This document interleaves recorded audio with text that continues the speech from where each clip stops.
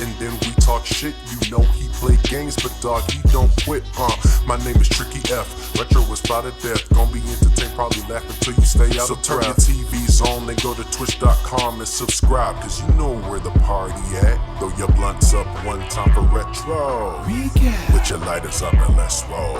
Got music, games, vibes, the best strong. Relax. We gon' do it just like a pro. And we chill, and we vibe. We gon' set this party off right. And we chill, and we vibe. Recap is all the way live. Are you drunk? Are you drunk? Are you drunk? Welcome in, everybody. I hope you guys are feeling wonderful. This is your boy Retro Recap, and we getting ready to go live with Elite. You guys will see him in just a second. Hope everybody's feeling wonderful. Can we get a clap it up, everybody, for being here? Finally here at the qualifications. Oh yeah, you see that guy on the screen right there? We're getting ready to do our podcast. Oh yeah, clap it up, everybody. Everybody doing a day. Yes, sir. Oh yeah, clap. Can we get one more big clap, please? Ladies and gentlemen, give it up for our guest. His name is Elite in the building. What is going on? What is going on, dog? How you feeling? Welcome in. Elite, what's happening, man? Everything good. I feel pretty good. I mean, it's been a long time coming for us to do this, so. Yeah, and listen, it has. But listen, all things happen when they happen. You feel me? Point. Things happen for a reason, you know. Hell yeah. So what you been up to these days?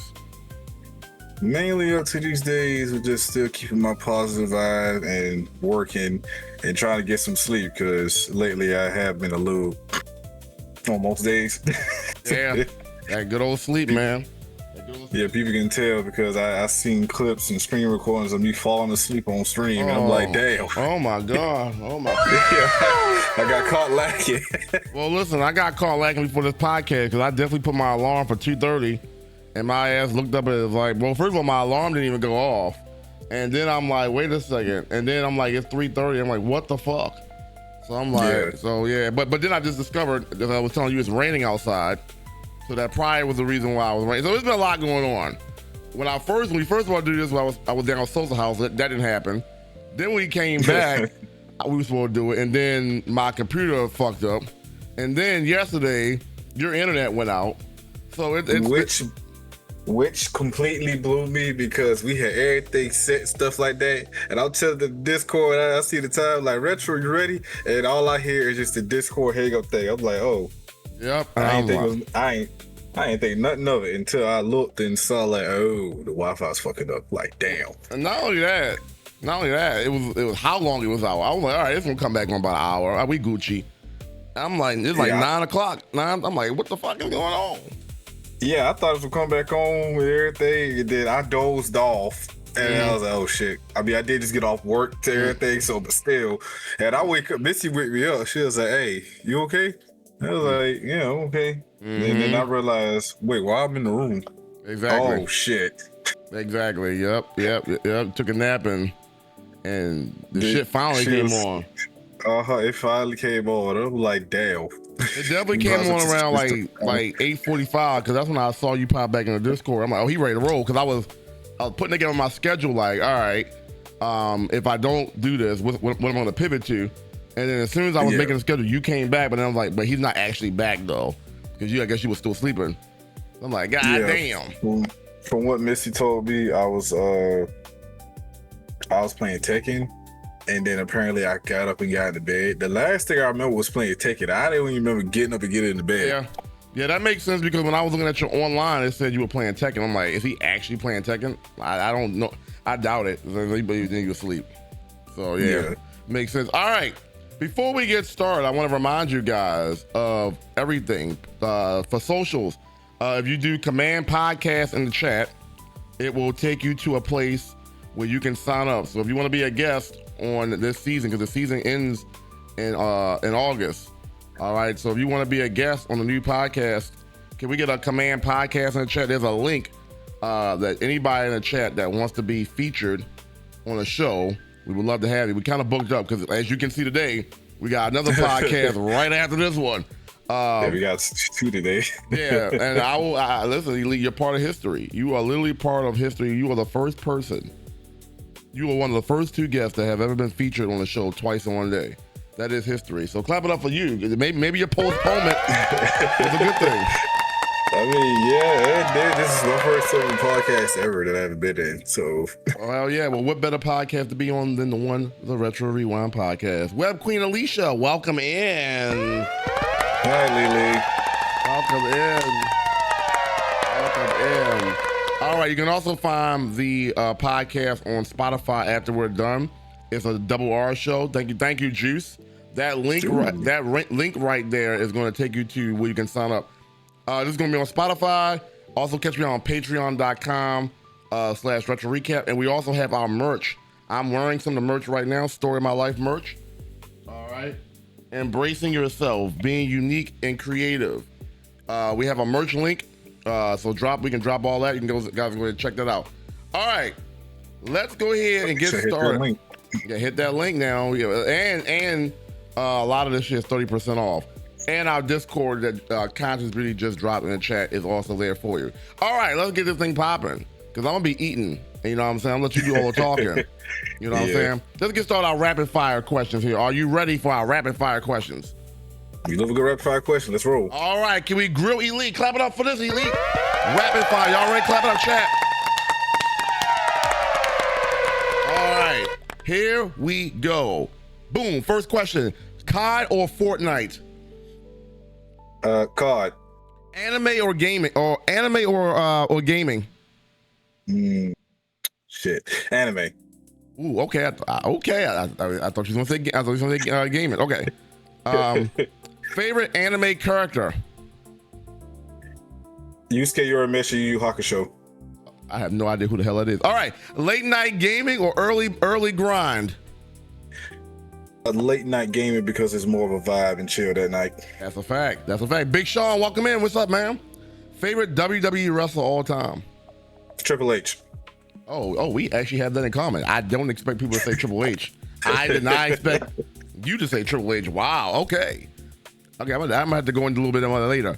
Controller or keyboard and mouse? Controller. Best snack while gaming? Kit Kats. Ooh, nice little Kit Kat. Okay. All right. First of all, Kit Kat is nice. I had a Kit Kat a couple weeks ago. I'm like, damn, that king size pack be hitting. Exactly. Hell yeah. Dream collab streamer. Water at Corey Kenshin. Okay. I want to piggyback on that. Why? I grew up watching it like a rotation. It was him, Brad, Dashi XP, and Berlizzi, but I was more of a samurai head than everybody else. So that's how that tier went. It went Corey, Dashi, Berlizzi, and Brad. Okay. I got that. I mean, that's legit. All right. Welcome in. Kobe Struggle Jr. Welcome into the stream. Welcome in. That D Wade. Is that for Elite? You know Elite? You know him? Kobe Struggle? No, I'm not D Wade. Okay. Maybe talking about me. Suck at sports. Maybe talking me. Okay. One game you could play forever. Mortal Kombat Deception. Okay. MK game. Okay. Give me one word. Last one. Give me one word to describe yourself. Chill. Oh, okay. Well, I mean, I was gonna say nasty, but I mean, I was gonna say nasty, but we gonna get to that later. I already know why. I'm sure. Cause you know I gotta figure out how you got banned those couple times. So maybe we'll get into that. All right, can we get a clap it up before we leave? Rapid fire. And forgive me. Let me go grab my bottles of water. Like I said, I just woke up and just kind of like threw myself together. Let me grab my water real quick because we're gonna be doing a lot of yapping. Yep, clap it up before we leave, everybody. Don't get off and not hydrate. I got my water right next to you. I'm straight. All right. It is a W. Thank you, Juice. All right. let's get into it because, like as you mentioned, this is your first ever podcast, and one we appreciate you being on the podcast. Thank you for signing up, patiently waiting. As I mentioned to you before, the whole idea of this is to tell your story, get people to know you, people that may have not knew you before or know much about you, and this is the perfect opportunity. So let's get into it.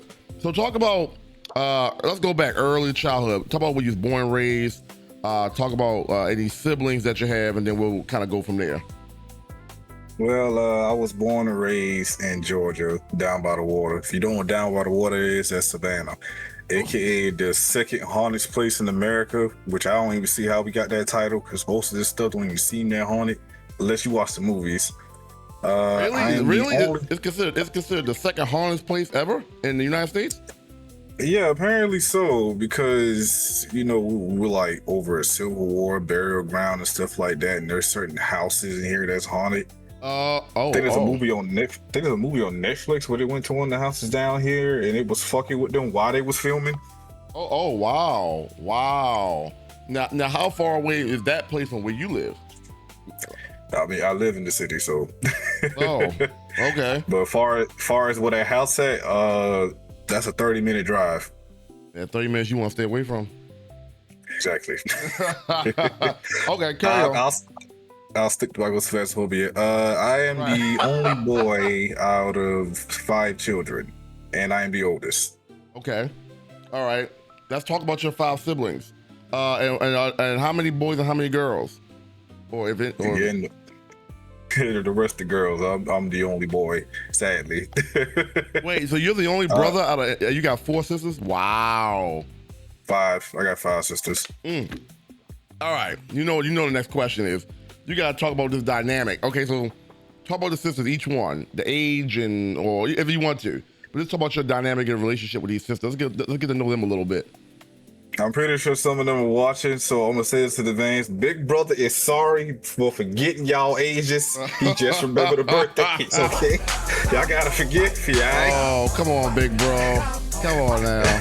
Oh, Lord. So first one in order is Taylor. She's a sister right under me. Like, we're literally 2 years apart, but everybody calls her BB. We don't know why she got that nickname BB. We just roll with it. And for the first few of my childhood, everything that was my friend. Like, my little sister was literally my friend. Because it was hard for me to make friends growing up because of how I was, who I am. Like, what y'all get now, this is how I am when I try to make friends, or this is not the real me. This is the real me. Oh, jeez. I'm quiet. Yes, I'm quiet, and this is my real voice. This is the real me. But it was hard for me to make friends because I didn't know how to talk to people.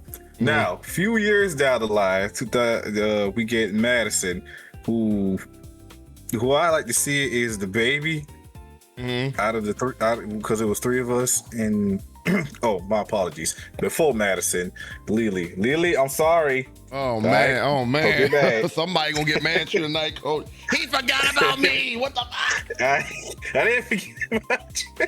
It's just how the days go. You caught it though. That's good though. Yeah. So it's BB, Lily. Lily is right after my sister BB, and she's cool. We're both water signs. Not Cancer? No. What water sign is she? Pisces. I'm the only water sign. I am the only, besides my father. Actually, I'll tell you that. Besides my father, it's only me and the actual baby of the family that are water signs. So I do not have a brother, but at least I have like water signs in the family. That's true. That I can relate to. Okay, so dad is I'm assuming Pisces. Pisces. Yeah. Okay, sister's Pisces and you're Cancer. Yeah. So how this goes? So this how I can go in order. Me, Cancer. My dad, Pisces. My mom, Sagittarius. Me, Cancer. BB, Sagittarius. Lily, Pisces. Madison, who was the 3rd child and everything, she is a Capricorn, and she is a Christmas baby. Like literally born the day of Christmas and everything like that. And when I talk about these last 3, with Madison, last 3, I'm gonna explain why them 3 look up to me for a lot of reasons. Okay. But after Madison, we got Ava. And how I say her whole name because to me, I want her to know that you're gonna stand out no matter what you do. Like if somebody see you in public, they're going to address you by your whole name. No matter where you go. So she kept that implemented her. Thank you for the water. And then we had the baby Zaza, aka Zayana, who is I'm just going to say you ever see them memes online like you mess with my brother, I'm gonna knock your head loose? Yeah, that is that baby. That baby sister is that. Oh, don't play around. Okay. Well, damn. Yeah. Okay. So back to what I was saying about the little three. I technically raised them, so it's like a brother-dad role. Their fathers were in their lives and everything like that, but I was the first man they saw when they opened their eyes. So they know on their brother and stuff, and I raised them, and all three of them are different aspects of me. They all like gaming. That just runs in the family, it seems like. Yeah, it does for my mom and dad. Yeah, it does. But with them three, it's probably my mom's fault because when I had to watch them. Now I didn't play violent video games in front of them. Well, Madison did play Call of Duty, but that was different. Black Ops 2 just came out. Okay, yeah. Well, Black Ops 2 is a great game. Actually, one of my favorite games. So. Yeah, exactly. So each one of them, they grew up, they had a controller in their hand. And it's like wherever I go, there's a child. They get a child to be like, don't do that. Your child will be a gamer. Yep. They have a controller in their hand. You start off with that controller, you're gonna grow up with that controller. That's happened to me. You know what I'm saying? Picked up that NES controller, then it became a Sega Genesis, and then it just went from there. And here we are, 30 years later, still playing that shit. So I felt that. It's nostalgia.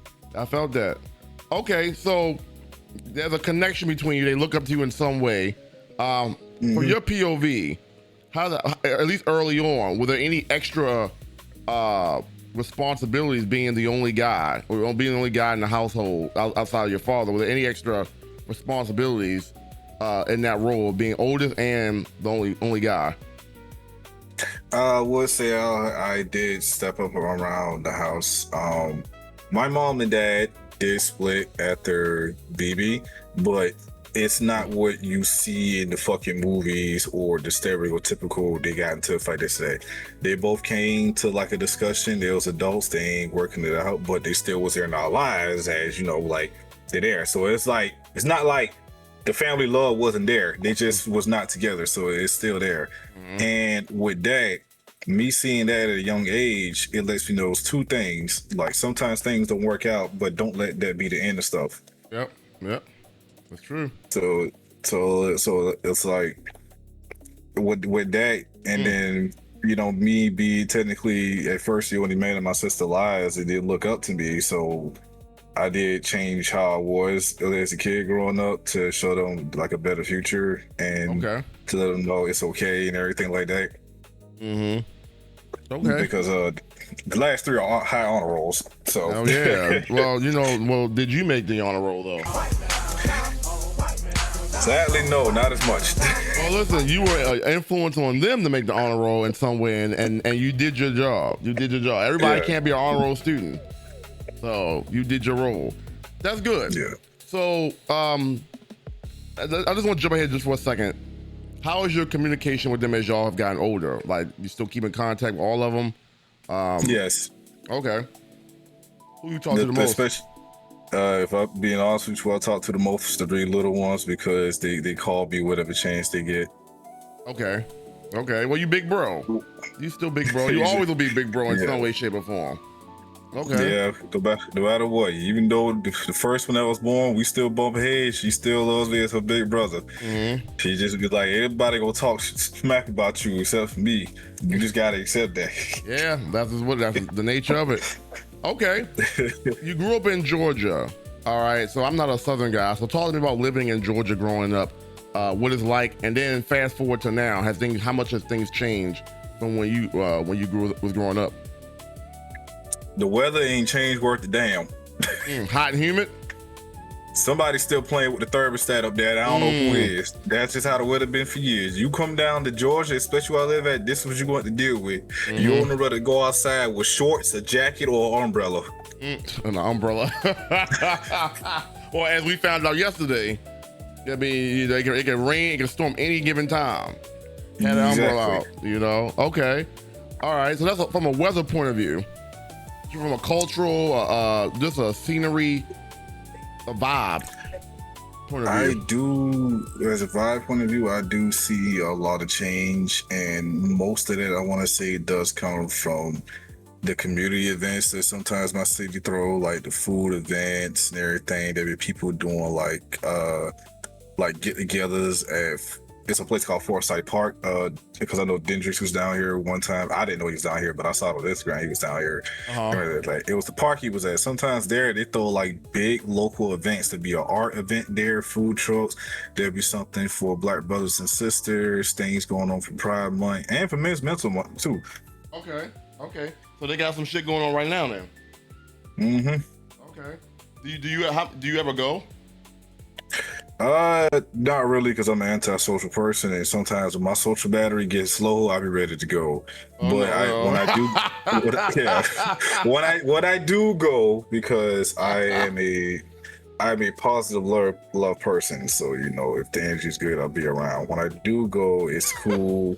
There's like no argument. People are interacting with each other. Nobody's fighting, nobody's yelling. They're just cracking jokes, discovering each other, everything that they like. It's real cool.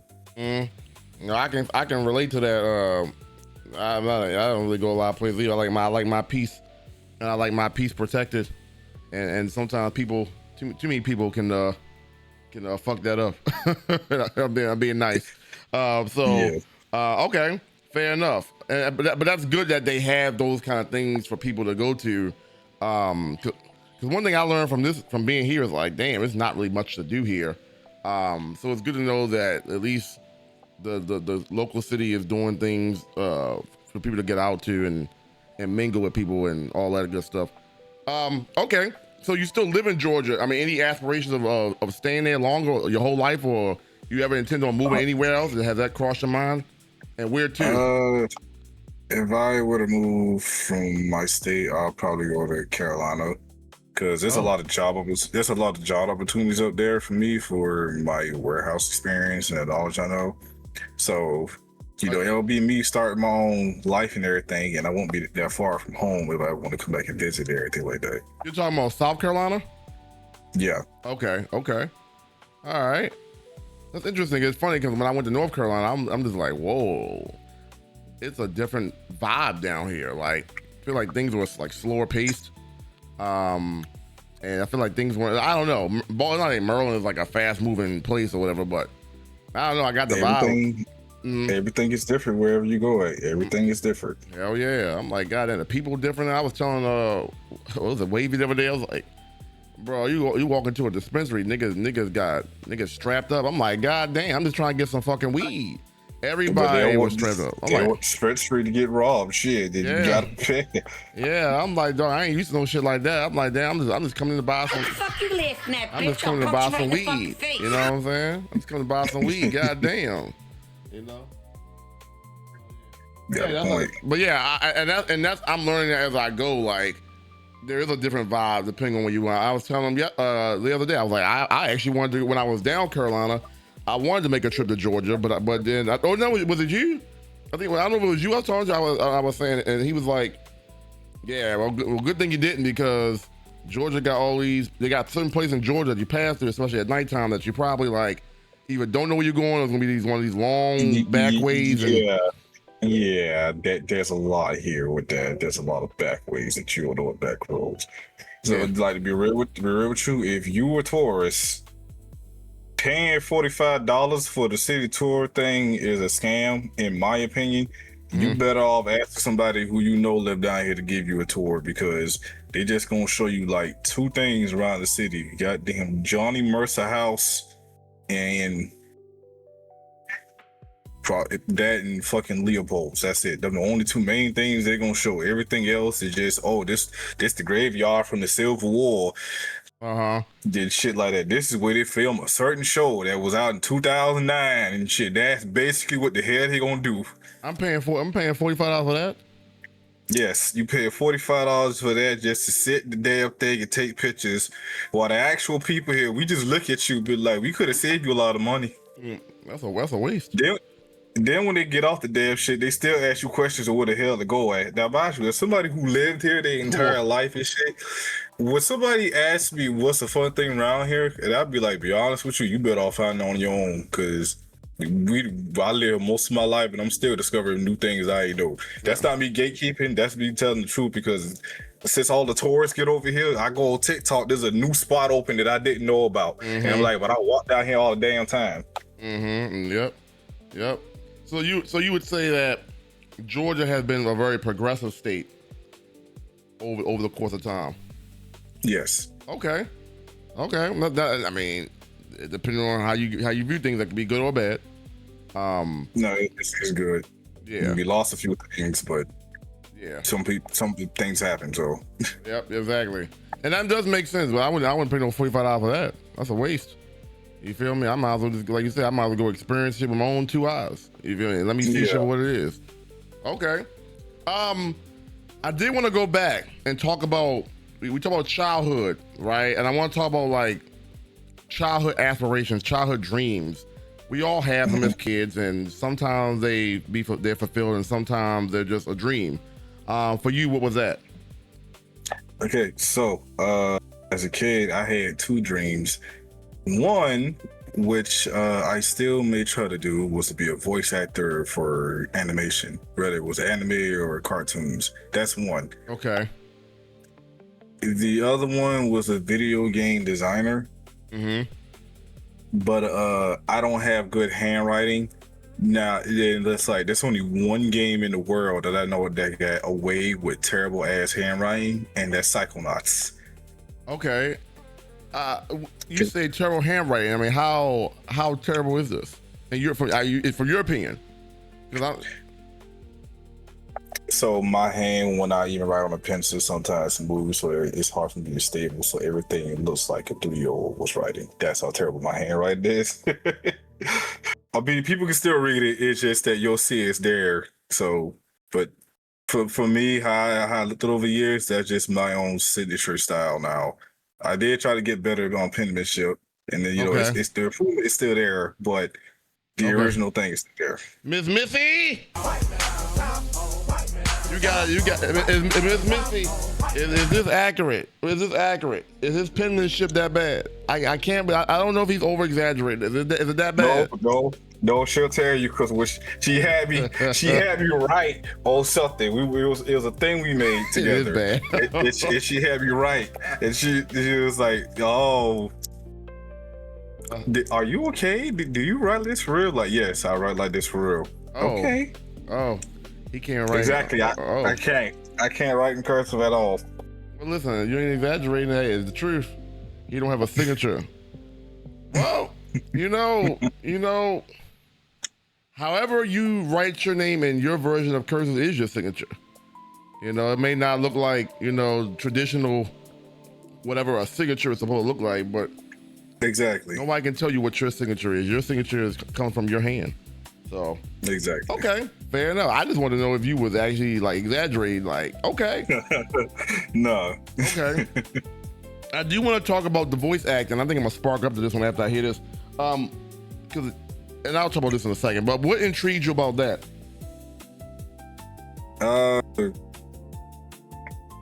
My friend did, who's not here anymore. Let's not hear that. There was 2 friends in my life who both not here anymore.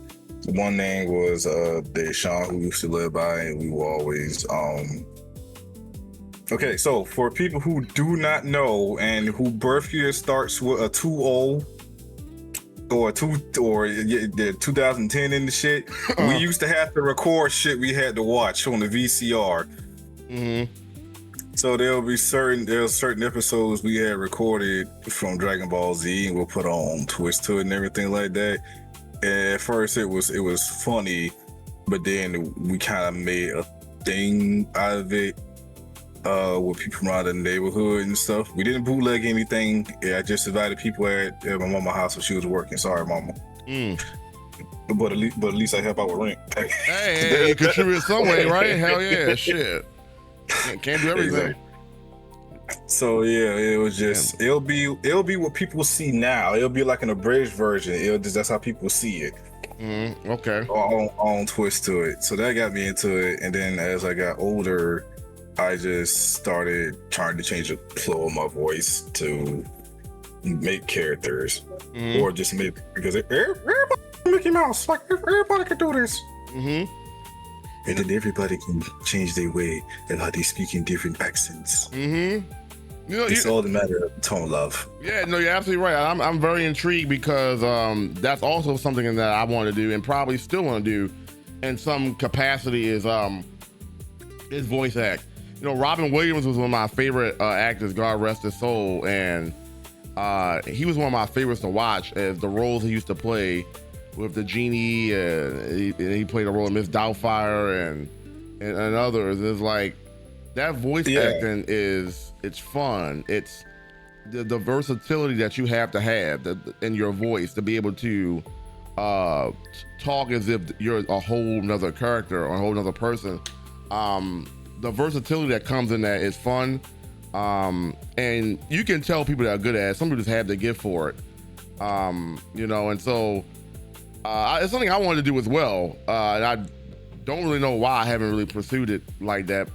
But I don't hear too many people say that, and so when I hear it, I'm like, that's really intriguing. Is that something that you're still trying to pursue? Yeah, I'm still trying to pursue. Some friends of mine told me, what the hell? I do not impersonate the genie. I just read that. It's a website. From Aladdin? My coworker told me that. No, I will not. We talking about from Aladdin, the genie? Hopefully not. Oh, also Maddie Wright is Madison, my sister. Hi, Madison. Oh, okay. Welcome in. So that means I must be on the living room right now. Then they got you on the big screen. Welcome in, Maddie Wright. Yep, Maddie. We just talking about you in a good way, in the best way we can. How many sisters he had? I didn't even realize you was the only guy. I did not know that. Yeah, a lot of people don't, because I really don't talk as much, and people don't really ask like that much about me. So, and then when they do find my Instagram, like how I'm even discovered and everything where I live at now, take it like this. There'll be that one particular person in your family that everybody knows, and at first, if they see you around them, they'll ask them who that is, because like they never seen you before. That's how I am. I was an inside person, but my mom and sister under me, they were like, I'll say the popular people, everything like that. They still like that. So these be the two same things I get every time they ask, is that your mama? And the thing I hated the most growing up, and even in school, they would ask me, how do I know my sister? Like I was dating them. And I'm like, no, I'm her brother. And my advice to you is run. She fight niggas. Oh, yes, you will be her punching bag. Watch the fuck out. Yeah, watch the fuck out now. She throw hands now, and she ain't afraid to either. I'm trying to save your sanity. I've been dealing with this headache all my life. You won't last a month. Listen, all you can do is do your part. You try to warn them. Some people gotta feel it and see it for themselves. Okay. Exactly. You know, it's interesting. You know, so I'm assuming between your mom, with your mom and dad, but I'm assuming you take on more of the personality of your father. Far as trying to be funny, yeah, I take on a personality of my father as being someone who's out of their shell and into a lot of things. That's more of my mother. Okay. So in a way, I take both of their personalities. Okay. Who do you see more as within yourself? It's kind of balanced. Who do you see more as? Someone asked me that question before. And the best I could tell them, I see myself as me, because even though I have the tropes, I became my own person growing up. So that's my answer to that. I'm technically my own person. She may say my dad, but that's only because I make you laugh. But normally I'm my own person. All right, I'm glad y'all brought this up. You guys can get interactive in the chat. If you have a question for Elite, I'm dropping the link. If you guys could do me a favor and click that link. Let's get some questions for Elite. Click that link that I just dropped in the chat and ask Elite some questions, all right? So we can get your questions featured on the show, all right? So I appreciate if y'all do that. But yeah, that's what's up, bro. I mean, listen, I kind of gauge that. I figure the Elite is one of those kind of guys that just kind of like just do him. You know what I'm saying? He don't really do a whole lot of clubbing, partying, and all. And that's kind of how I am. Like, I don't really do a whole lot of that shit. I have tunnel vision when it comes to worldly things. I try not to get too involved in knowing what the hell is going on with shit that ain't got nothing to do with me. And I've been heavy tunnel vision with this content. I've been heavy tunnel vision with gaming. It's crazy. I was looking at like an overview of my life. I'm like, damn, it's 36 years, but what have I been doing these 36 years? I'm like, a lot of it has been involved around content creating and gaming, and that's where my social life was for the majority of my 20s. And so, you know, it's cool to meet other people that, because in a way one could look at that as like, well, damn, you don't do nothing. You know what I'm saying? But in a way, I think part of the reason why I've even got this far with this content is because of that level of dedication, tunnel vision toward focusing on this and not focusing on outside noise.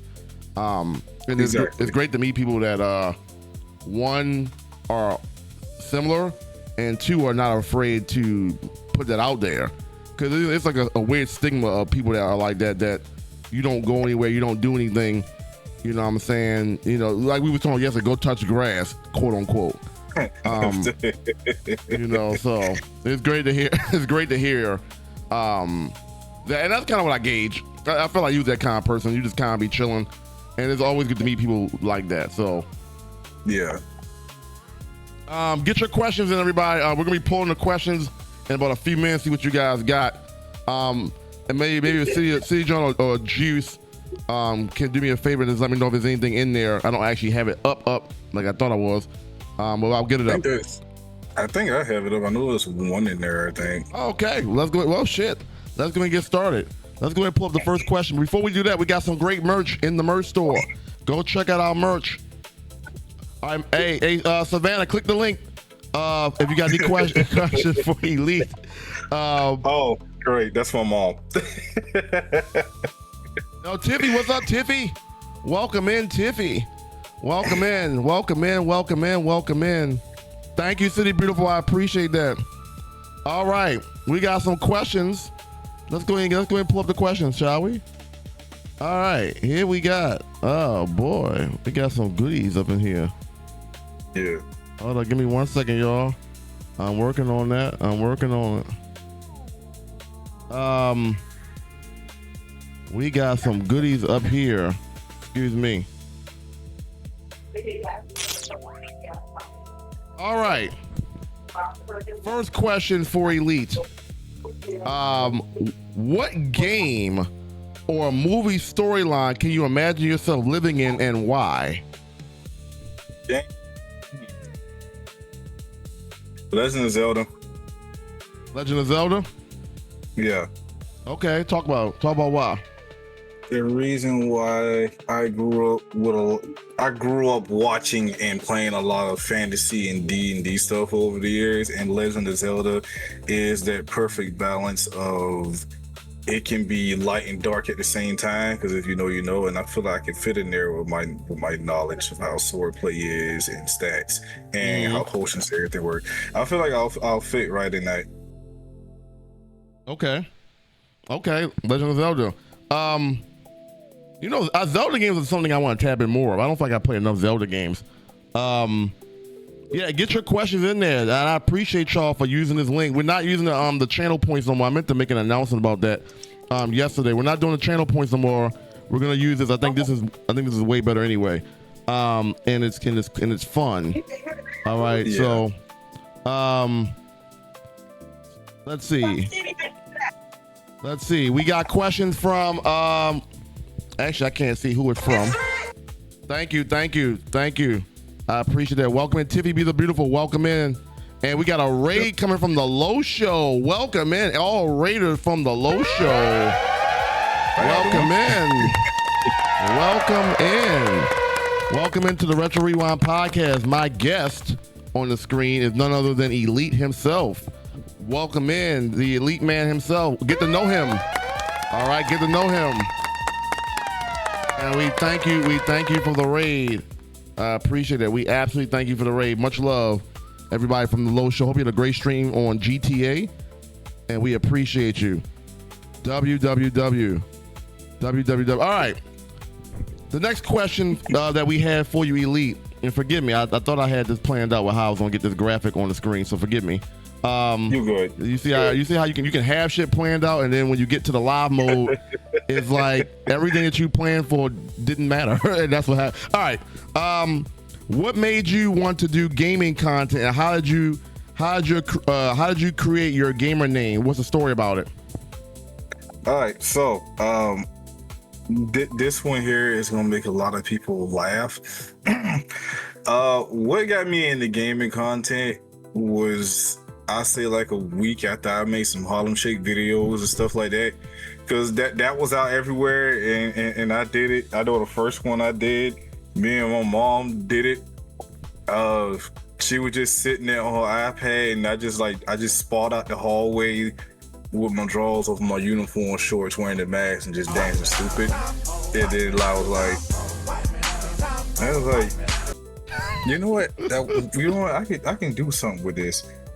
So the first thing I did after that, I took my phone and propped it up, and I was playing Saints Row the Third, and I was just doing content like that. So it'll just be my voice, but my phone will be on the TV, and it just be me playing the game. Oh boy.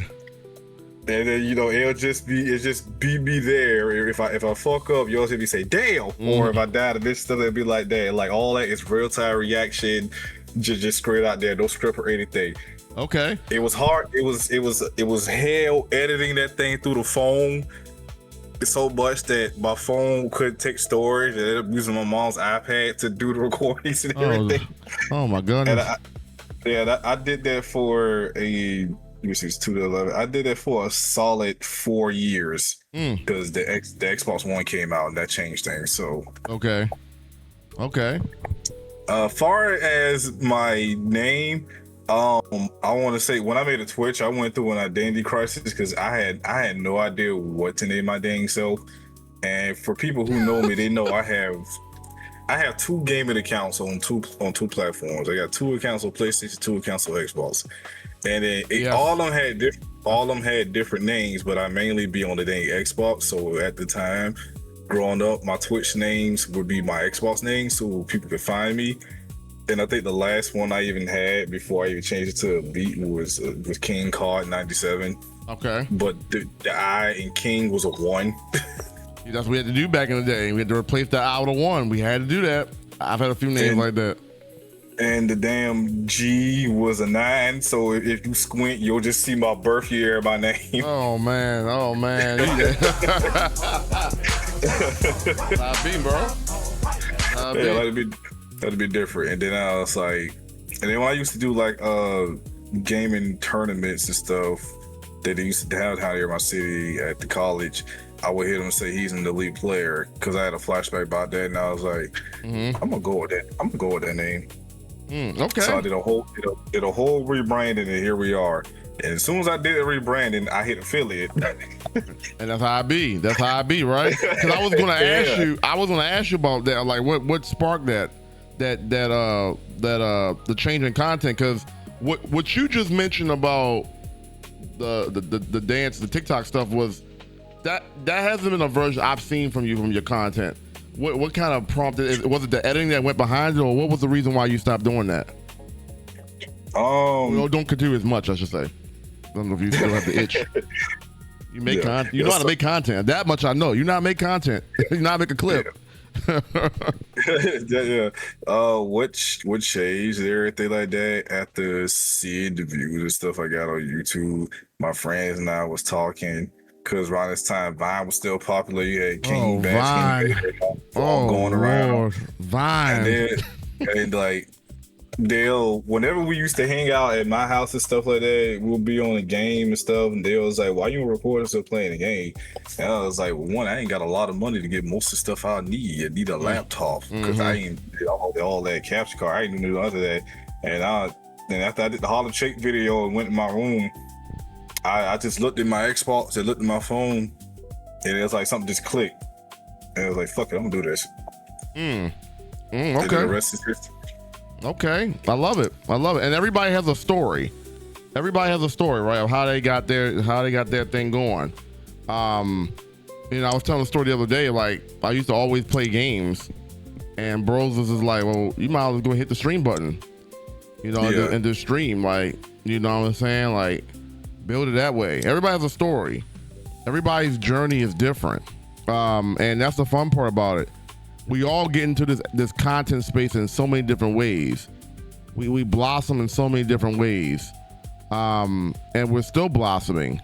You know what I'm saying? So that's great, because that's a side of you I didn't know about. I didn't know you was doing those kind of videos at first. See, nobody knew about that in the early days of my YouTube. They my YouTube had got hacked, and I had to fight to get that shit back. But when I got it back, all my videos were fucking gone.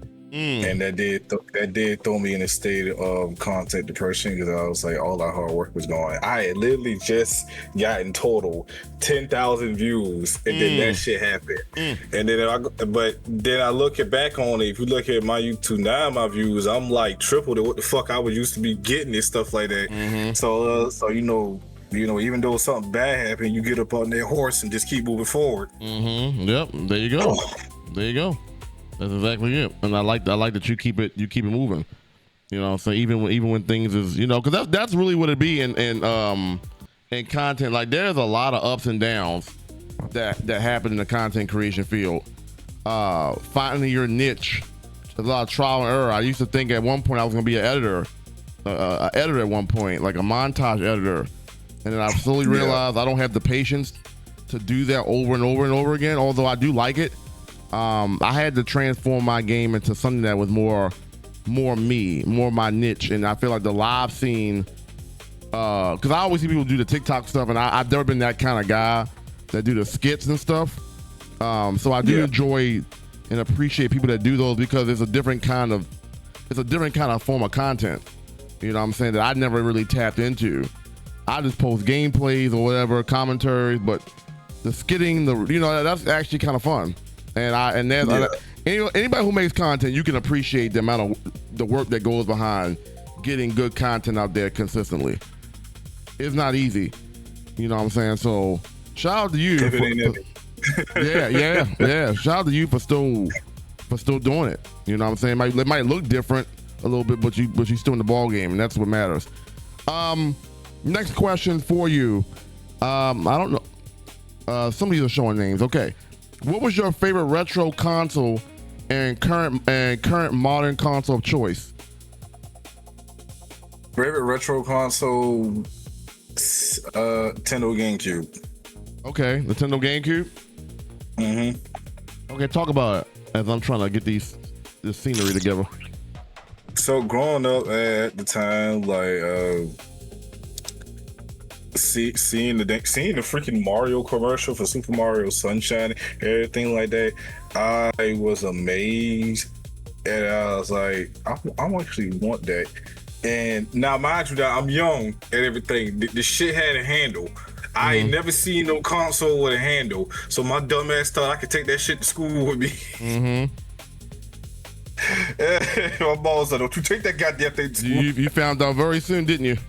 Very soon. I can't take that with me. The fuck? I was gonna flex that motherfucker. Hell yeah. Especially during those times, that's something worth flexing. Like, look what I got. And I brought it to school, motherfucker. Whole time. Yeah, and it was before, it came out before Christmas too. I got it. The thing about it though, she actually had to choose the games for me, because I like, this was around the time it came out, this is my first time in a fucking EB Games. That's how long ago this was. We had a fucking EB Games, and games, like, good lord. Yes, and like, the shit's like, go and tell her what game you want, and I just got put on the spotlight, so I'm just sitting there like, had to look on the counter because they had the little stamp games, everything. I was like,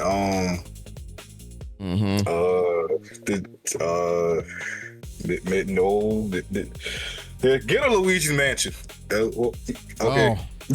Oh my lord. I love that damn game. I didn't know what the fuck to choose. Just because you had Star Fox. Then you had Super Mario. Then you had Pikmin. Then you had Luigi's Mansion. It was like the game just came out. That's what they gave you, but I didn't know which one to get. Oh my God, Pikmin! Oh my Lord, you said the game Pikmin. I forgot when that GameCube, bro. Oh my Lord, bro. Wow. Yeah. Wow, Pikmin. Whew, you took it back. I mean, that's what 2003, 2004, something like 5, whatever. Wow, that whole era. Luigi's Mansion is really good. It is really good. I haven't played.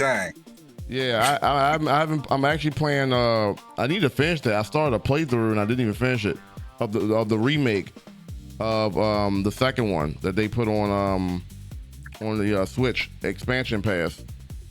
Oh no, not the expansion, but just the Switch. I don't know if you played like the remake of 2.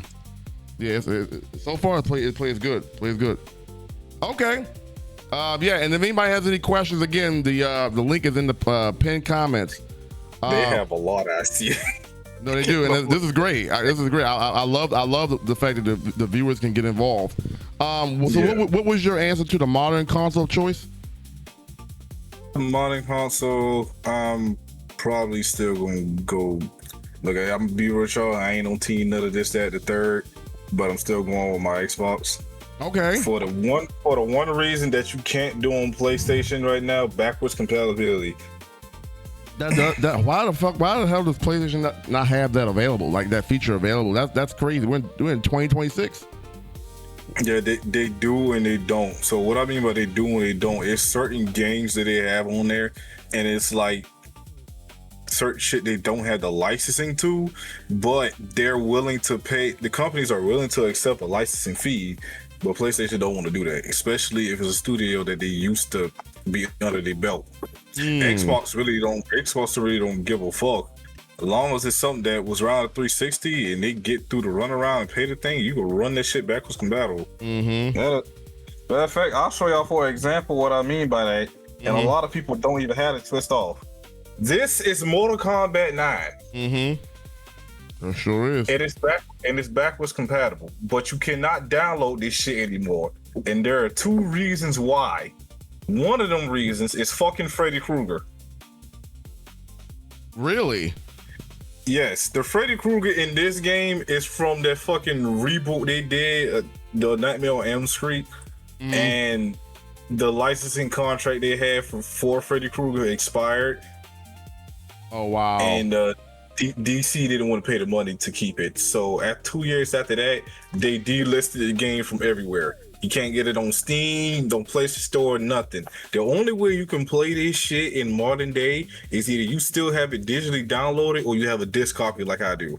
You gotta have a 360 or wow. No, a 360 or Xbox Series X. I have an S. I'm upgrading this bitch to the damn right, X. Right, because the S don't have a tray. Okay. Wow. Yeah. Wow. So in a way, you can kind of feel like you're kind of exclusive. You're part of an exclusive group of people that can actually still play that game. Yes. Who would have thought Freddy Krueger would be the reason why you couldn't? That's crazy. So it's either you have it or you don't have it. So really, you have something of major value because the game, not only is the game good, but not everybody can even play it, and they don't make the game no more. Wow. Yeah, and that part there that my mom said is true. Okay. I bought him every gaming console on the N64. That's what's up, bro. I need to ask you about the N64. That's actually probably my favorite retro console. Your thoughts about it? There were so many good games on the 64. What's your favorite? And talk about. Do you even remember that? Like, she said she got to the N64. Do you remember that time when you saw it for the first time? Okay, so yes and no, because I got it when I was a baby, but then when I got older with it, I understand about it because I used to take it to my grandma's house to play with my cousin and everything like that. So I have like 5 games in total that are my favorite to play on repeat on the N64. Number 1 is James Bond GoldenEye. Number 2, Tony Hawk Pro Skater 2. Because at the time it was gold, and I was like, okay, that's cool. Super Smash Bros. for obvious reasons. That's my game right there. Super Mario 64 and Mario Kart. We were playing that the other day. Oh, that game, that Mario 64. But anyway, No Mercy is an honorable mention. Oh my lord, me and my cousin used to play No Mercy, bro. Oh my, that might still be one of the best wrestling games, and that was what 25 years ago. No, actually longer than that. That game's old. That game gotta be what 1999, 2000. You accurate? Yeah. That's 98 somewhere because it came out before WrestleMania. It came around the time WrestleMania 2000 came out, so maybe it was 99 or 98, whatever year it was. But 98. Okay, love that game. I still have that game. I might actually pop that in soon at some point. One of my favorite wrestling games, bro. I mean, the animations were what they were for that time, but that's a game that was heavily enjoyed by a lot of people. Man, you mentioned Mario 64, Donkey Kong, Conker's Bad Fur Day. Like I said, I'm gonna get in trouble. I said Diddy Kong Racing, but Diddy Kong Racing was another. I guess I made an argument that Diddy Kong Racing is maybe better than Mario Kart. Like seriously, like it's that fun. You have battle tanks. I will down the hill with you. I'm not even gonna say I will down the hill with you because originally that was supposed to be like a sequel tie-in to Donkey Kong 64, but they feel like that with the animation it was going with and shit like that, because it was gonna be 3 games. At first, it was gonna be a sequel to Mario Kart. Then it was gonna be a Donkey Kong racing game. Then it was gonna be like a spin-off racing game with Banjo and Kazooie. That's why like their Banjo was kind of in the fucking game. And I was like, no, we'll just give it to Diddy. Okay, yeah, because I always wondered how did Diddy Kong Racing get his own racing game, but never got his own like platformer game. You know what I'm saying? So okay, that makes sense. And Donkey Kong is in Mario Kart 64. And Donkey Kong is not in Diddy Kong Racing. Exactly. Well, then after that, Rare purchased Microsoft purchased Rare after that. So yeah, and they were smart because Rare was making some great games. I was seeing Supreme play Banjo-Tooie the other day, and I'm like, damn, this feels like I'm playing Donkey Kong 64. Like Rare, there was a certain. I mean, Tiffy was talking about this the other day. Rare just has a certain vibe to their games. And you just know it's a Rare game when you see it, without even seeing the actual. You can just tell, and that's what makes a good gaming company is that they have certain like signatures, things, sounds that you know. Oh, that's them. So that's interesting. Yeah, I also had battle tanks. I had Cruising USA. I love Cruising. yeah. You know they got Cruising USA on the expansion pack. Do you have that? Sadly, I do not have my 64 anymore. Okay. Which sucks, but I will buy another one. Don't you got a Switch? That Switch is Missy's, but you might as well say it's mine. The many times I'll be playing it. Okay, you haven't tried the expansion pack? You can play all them games that we talking about. You can play on the Switch. No. I know about that. I know my mother had put me on the Nintendo Family thing at the time when I got this Switch, so I did play a couple of it and stuff. Yep. Yeah, man. Shout out to Smash Panda. I think I ain't had no funds or something to get the family pass at the time. He straight added me on as a fan. I forgot all about that until you just said something. He straight added me on as part of his family. So now I got the expansion pack. And I ain't pay a dime for it. So Smash Man, if you listening, shout out to you, man. That's another thing Xbox got over goddamn PlayStation. You could have just gave your account to your homeboy and said it's their home, and everybody, whatever new game get out, they bought it. You automatically had it. Yeah, that's a fact. That's a fact. Supreme Clientele, welcome in to the Retro Rewind podcast with our guest being Elite. How you feeling this Wednesday? Welcome in. Hope you feeling good, feeling great. Welcome in. Was it somebody else that came in? Maddie Wright. All y'all, thank y'all for vibing out. We got Elite on the menu. And yeah, 007. Yeah, I forgot about 007. I don't know if we said that. 007. It was so many games on the N64 that were just really good games. Really good games. Yeah, I'm doing wonderful. We got Elite here, man. We just vibing, man. We appreciate having you here. Let's get into our next question. We just vibing, and I appreciate the amount of support here with these questions. I mean, this is a thing of beauty here. I'm gonna cover our face up for just a quick second. Next question that we got is, and this is from Tiffy B the Great. Where do you draw your inspiration in creating content? I draw my inspiration from the YouTubers I watched growing up, and generally how I am in a person. So when you come to my streams and everything like that, you have a bad day, just come to the lead stream. You can get you a little laugh in and everything like that.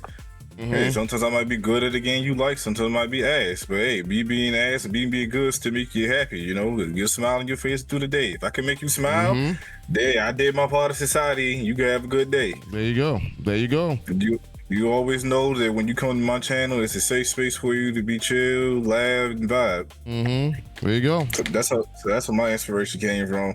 Yep. Like I watched these three guys growing up and thing. I watched Corey Kenshin, who high-touted. Corey Kenshin was the king of indie games. If there's an indie game out there that nobody know about, you will see him on that, and there are other people on that.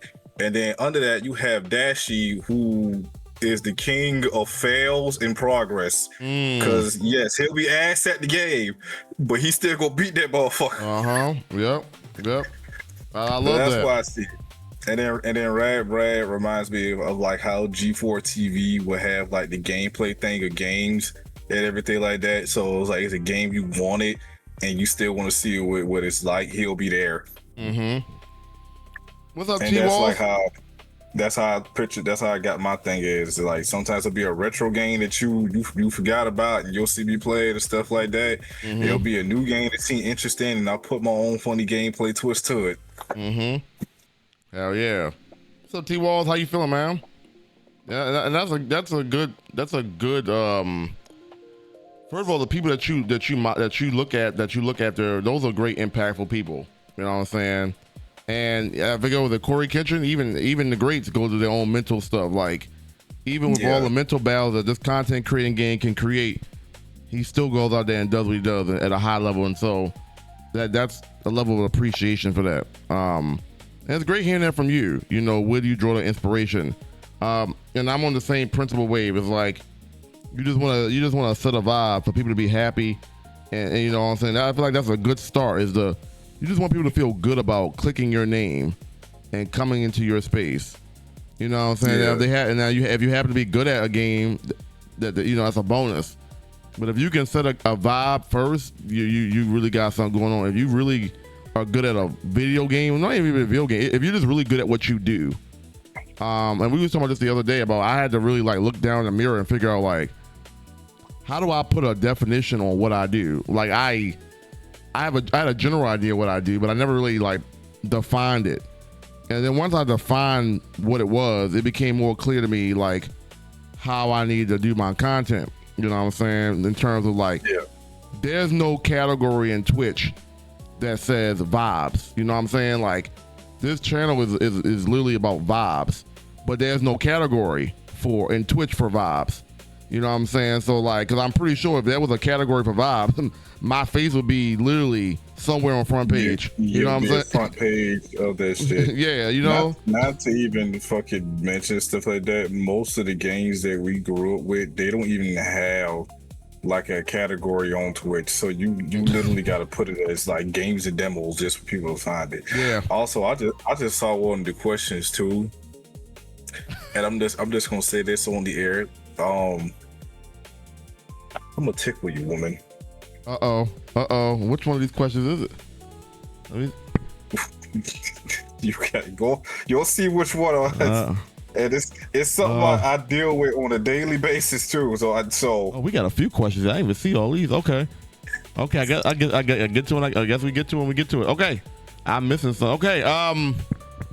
What was he talking about? I was gonna make a point to something he was just saying. But yeah, I mean, either way, like I appreciate that level of just, you know, wanting to get out there and do it for those reasons. We talked about that before about just having fun with it. You know what I'm saying? Yeah. Not doing it for the numbers and all of that comes with it, but just doing it for the simple fact that I love doing what I do. I love content creating. I love engaging with people. I love to set a vibe. And I feel like if those principles are there, then you can do a lot of things on this platform. You know what I'm saying? Yeah. I know for me, I want to join a space where I feel like I can have a good time and just be me. You know what I'm saying? So that's the kind of space I try to create for other people. So that's good. I'm glad that you draw that inspiration, you know what I'm saying, from the fundamentals. Constance Beauty had a question for you. She said, Elite, what is your favorite city in Georgia? The city I've been born and raised in, to be honest with you, Savannah. That'll always be my favorite city. What other cities have you been to in Georgia? Atlanta, Swainsboro, Statesboro, Sylvania. Sylvania is real country. It sounds country. It sounds very country. Very, with a capital V. I'm like, what? Yeah, they country. Okay. Okay. You already know that one too.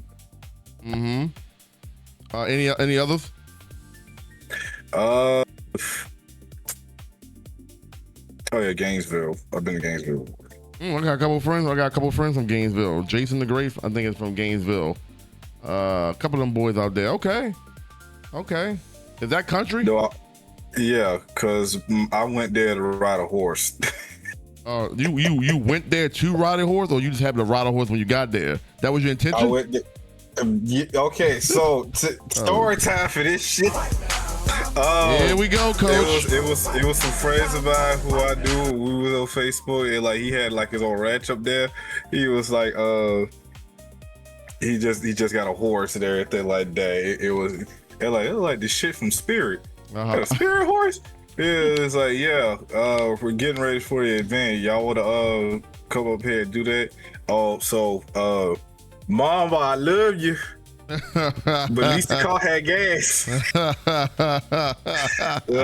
Because she was I think her and my sister, her and the family was out of town, so I just had the house to myself. So I just took the car and went there and everything like that. So like I didn't so everybody else fell out the horse but me. That's what made it funny and shit. And like the shit just felt natural. And I was like, you know what, and I'm thinking about it now. Gas prices get too high, I'm gonna buy my ass a horse. Hell yeah. Well, you got experience and sound like you pretty good on them. So I mean, yeah, if you want to be really efficient with your money, you know what I'm saying? A horse don't require gas. You know what I'm saying? It just requires commitment. That's what it requires. Yeah. Okay, that's actually a great question. Who's that? Constance Beauty. Next question. What was your favorite family vacation memory and why? When my mom took me and my sister to Universal Studios for the very first time. Just me, her, and BB. What time frame was this? Like age-wise? How old were you?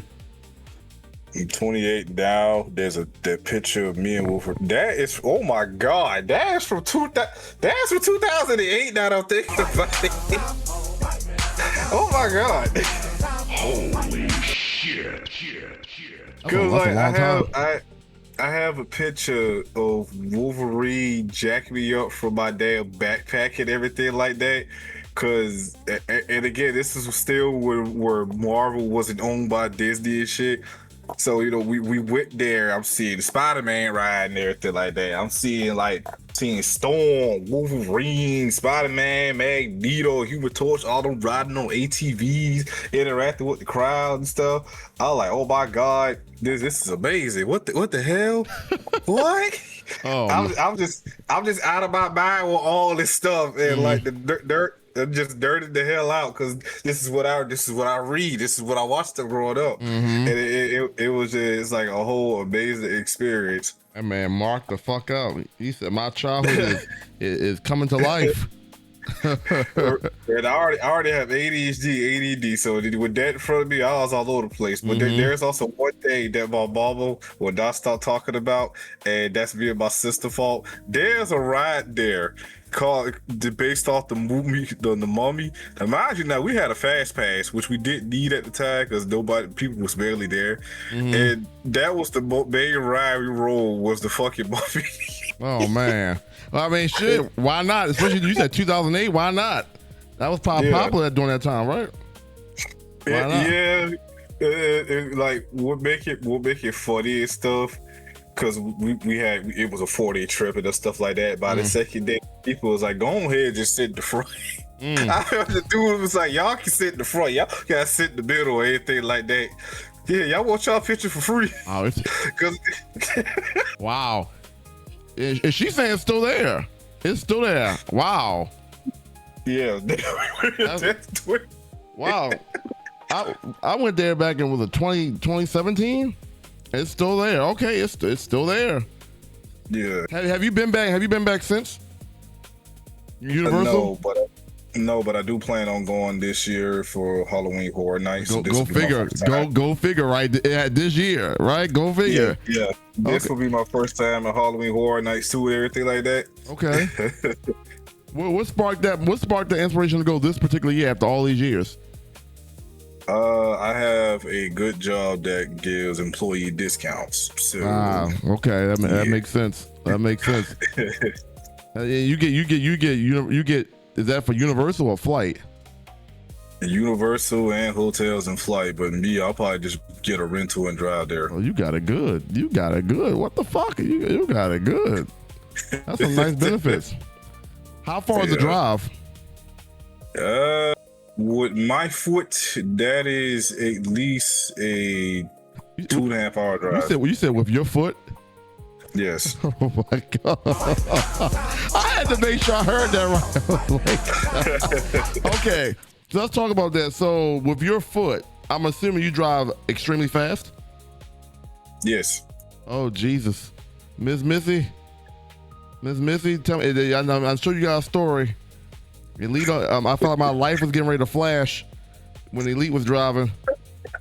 Oh my Lord! You said 2.5. I'm sitting there thinking, well, you live in Georgia, like that. Like, I feel like it should be more than 2.5 hours. He said 3.5, so you can cut that bitch in a whole hour with how you drive. Yep, just let my music play in the car, and then I'm just going. Oh my goodness, he definitely do drive. Oh my goodness. I'm trying to get there to where I can I'm trying to get there at a time where I can just go there. I ain't gotta, and it'll be. I won't even have to take a nap. All I got to go to sleep after I have my fun. Right. They say you be scaring them when you drive. I don't scare y'all. Now knowing that they be scared. It's the music I play that scare you. It's the music. Okay, so it ain't even the driver. It's the music that you play. Oh boy, so it's the music. So according to them, it's the music and how fast you drive. Damn, yes. you gotta keep your guests feeling good, man. You can't be having. Oh, it's the speed. She's saying it's the speed. It ain't the music, it's the speed. You gotta make your guests feel comfortable, your family feel comfortable, man, when they ride with you. Hey, I'm just gonna say this. Bad to say you did get to school on time. You listen to Mortal Kombat music. I'm fucking weak. That's only for fighting games. What Lily just said, playing that Jeezy trap music. Hush your mouth. Yo, that's funny as hell. No, Mortal Kombat music. I can see that though. I can literally see him bumping some Mortal Kombat music. That's funny. That is funny. Cause he said 2.5 hours. I'm sitting there thinking from Georgia to Orlando that should be like a good 4 hours. Elite cut that thing down, and oh my god, damn. Okay. No, Mortal Kombat music is hilarious because I can literally see that from his personality. I can see him bumping some video game music or some Mortal Kombat. I can see it. That's Elite.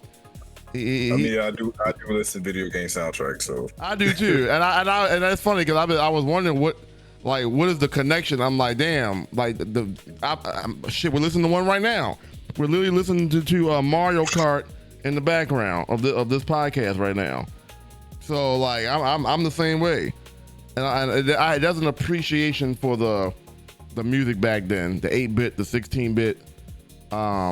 Music nowadays, and we was talking. I want to get your thoughts on that because we was talking about how much of an advancement it has been in the gaming or just technology in general. But I feel like a lot of people appreciate the old way of doing things, even though that wasn't. They work with what they work with, but it came out good. What is your opinion about gaming or just technological advancement from back then to now? Like, Do you think it really progressed, or do you think that some things kind of fell flat after they added this? What's your thoughts on that? So for me, over the years, gaming has progressed into a monopoly, in my opinion. The reason why I say that, if you look at certain games that come out now, and I understand you copy and paste, but some people, when they copy and paste games, they put their own twist to it. That's what makes them stand out, and I like that. Mm-hmm. And it's like a lot of stuff has just been trying to be like a bandwagon game, something that the people will talk about for more than 6 months, because the new generation of gamers have a short attention span. I ain't gonna say a lot. Yeah, big time. And it's if your game don't got a battle pass, it's gonna flop. If your game well, actually, fuck them. Actually, you know, on record, fuck them people that think like this anyway. If your game doesn't have a hot female lead character, it is terrible, which again is fucking stupid as hell. Mm-hmm. I'm sorry, they want a Yoshi in the background. We got Yoshi playing. Yeah,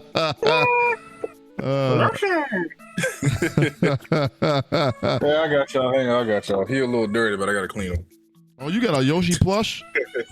Yeah. Oh, hell yeah. Go, hell yeah. Clap it up for the Yoshi plush. Hell yeah. Hell yeah. Hell yeah for the Yoshi plush. Hell fucking yeah. How long you had that? I'll say about 3 years now. Remember the time you fucked up in Super Mario and Missy was looking at us crazy? Oh, jeez. Oh, jeez. Yes, you do. Shut up. Yes, you do. You won't speak because we on camera now. But that's oh, that's what it is. Be camera shy, or just don't want to give up too much intel. T-Wall said too many microtransactions are killing games. Yeah, it really is. Yeah. Back then, what I like there are certain games that I like now that still implement you play to get what you want. But now everything is just buy this to get that, and it just takes away. It takes away the feeling you get when you actually earn it, instead of just skipping the line to buy it and stuff like that. Yep. That's another reason why I like the Dark Souls games, because they still keep the whole we ain't gonna hold your hand, but if you do this right, you get this type of reward to help you in the game shit. That's why I play Cuphead. I play Cuphead because it teaches exactly. You feel me? Like it's certain life principles that come out of games like that. Yeah, you'll get your ass whooped more times than you'll win, but when you get that victory, it feels like you've earned it. You took so many jabs to the face that you was ready to fight back, and that one knockout blow matters more than the jabs you took. And I think there's a life principle with that in terms of like just grinding for what you want and not just being able to pay for shit that you want, you know. And so I feel like that life principles are gone now, because like you said, you can just buy whatever you desire, and now be like, I'm better than you because I bought this, but you're not better. You didn't even grind for anything. So that, I do agree, that has killed gaming to an extent, and it sucks because that's going to be the future of how people game now. That's really been the future of anything. It's like, well, if you got the bread for it, pay for it. You know what I'm saying? But it's like, what about a video game? Is supposed to be a game that you play through. It's called a playthrough. You grind and play through the game. It's not a game if you can just buy your way to the final boss without having to go through everybody else. You know? Exactly. So I agree with that. All right, let's get back to the questions here. We got a loaded bunch of questions here. One of these. Okay, here we go. This is from Web Queen Alicia. If you were to cosplay any character, who would you be and why? Okay. Since I already did Yusuke Urameshi stuff, I think the next one I'll probably do, given the fact I'll be at the gym now, Kaioken times 3 Goku. Okay. I'll even go with the whole temporary paint of my skin red and shit and the wig, just mask and shit with the face. Kaioken. Oh my! Shit. And the crazy part is, I can literally envision you doing that. Literally, if there's anybody in this chat that I can see doing it, it'd be you. What's your favorite Dragon Ball Z saga?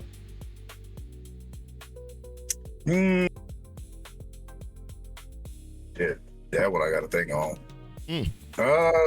Probably the whole Majin Buu saga. Majin Buu, okay. For like 2 reasons. That saga alone shifted in who my favorite character in the show is. As a kid, we all wanted to be Goku, but as we get older, we now want to be Vegeta. Vegeta to me represents like what people go through in life. Like you had a rough beginning, you did what you did to survive, and then you met new people and it took you from that. And sometimes you do have a day where that shit just click in and it's like and it's like either you try to fight it off or it'll consume you. And he did, and in a way he did fight it off and everything like that.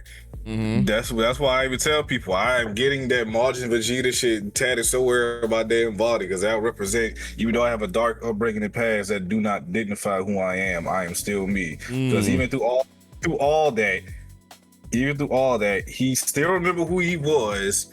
And still to this day, he is not forgetting his people where he came from. That whole saying pride shit, that is his mantra. He ain't forgetting where the fuck he came from or anything like that. So when you hear this man talking about saying pride, that's him remember his family and his heritage where he came from. We were warriors. All right, we fight to survive. They may be gone, but I'm still here and keeping the energy alive. Hell yeah. I love when content can teach lessons. There's a relatability. You know what I'm saying? Like Vegeta get his, like same thing I do saying. Vegeta get his ass whooped plenty of times, but he'll also whip your ass too. You know? Yeah, he get right back up. He don't give a fuck. He get right back up. Yep. That is a lesson. Motherfucker had Kid Buu scared shitless. That's a lot of people forget. Vegeta had Kid Buu scared shitless. That man got up out that hole all broken in blood. Be like, that's the best you got. Had this nigga spooked like, what the fuck? Niggas thought he got his ass the whole time. Vegeta like, that ain't nothing.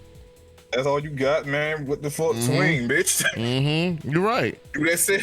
Vegeta's always been one of my favorite people, bro. I like just for like I just like his ability to not let a L define him, because he's taking some L's and he did not let that define him. He just gets back up and keep fighting. That's really what all this is about, right? Is like, you know, you've been through your fair share. I've been through my fair share of battles, mentally and physically, where you could give up, but giving up does nothing, and keep fighting and learning about yourself is key. So Vegeta, crazy enough, there's definitely much more of an appreciation for Vegeta now than I probably did younger years, honestly.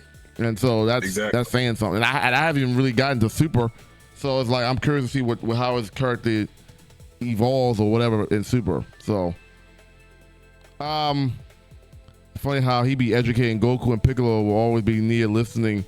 Yeah, exactly. Yep, that's a fact. I like that answer. All right, let's keep moving. What is your funniest live stream moment? I'm sure you have a few. Funniest. I'm sure you have a few. Yeah, I do have a few. I know we should know what are those. You should know. I sent you the clip of that shit. Yeah, that whole one of them that. Well, you got a few. One of them that damn Warzone clip. Y'all gonna talk that top? Y'all, my Lord Jesus Christ! I don't know if I want to see that one ever again, bro. That was crazy. I said, what am I looking at here, bro? It was the commentary. It was what y'all actually. I hadn't seen that clip in so long, bro. That shit. I'm like, this goddamn elite, bro. Elite at it again, bro. Elite. But for those who haven't seen it or heard, or what is the gist of the clip? Okay, so to explain to y'all, just imagine for anybody who's seen my Instagram stories, well, the certain ones with R. Kelly playing in the background, just picture that, but it's worse. So in the context, there was a hacker in the lobby who was killing us and stuff, and I got him when he was reloaded. So we was like, we gonna teach this fucker a lesson that he ain't gonna forget. Mind you, now I'm streaming this shit with a ski bag, so this even look terrible as hell too. So we just got him over the fucking goddamn air conditioning, and we just back and forth like, yeah, this what you get, yeah. And then my friend had the Terminator skin. And I was like, yeah, you like that, huh? Go on, suck that robot cock. You like it, huh? That's what you get for cheating, you bastard. Suck that robot cock is insane. That is absolutely insane. Theaters never get justice. You know, without even having to watch the clip, you literally gave me a visual of that clip, bro. And oh my Lord. I remember my initial reaction. I said, "What?" And Elite at it again, bro. Elite, just when you thought you seen it all, bro. Just when you thought, and I've seen some clips, bro. We've seen the shout outs. I mean, when I saw that, I'm like, "Ain't no way, bro." And they were all in on it. Like every person was in on it. It wasn't like it was just Elite. It was like you and a couple other people all in on it, bro. I'm like, look at this shit, bro.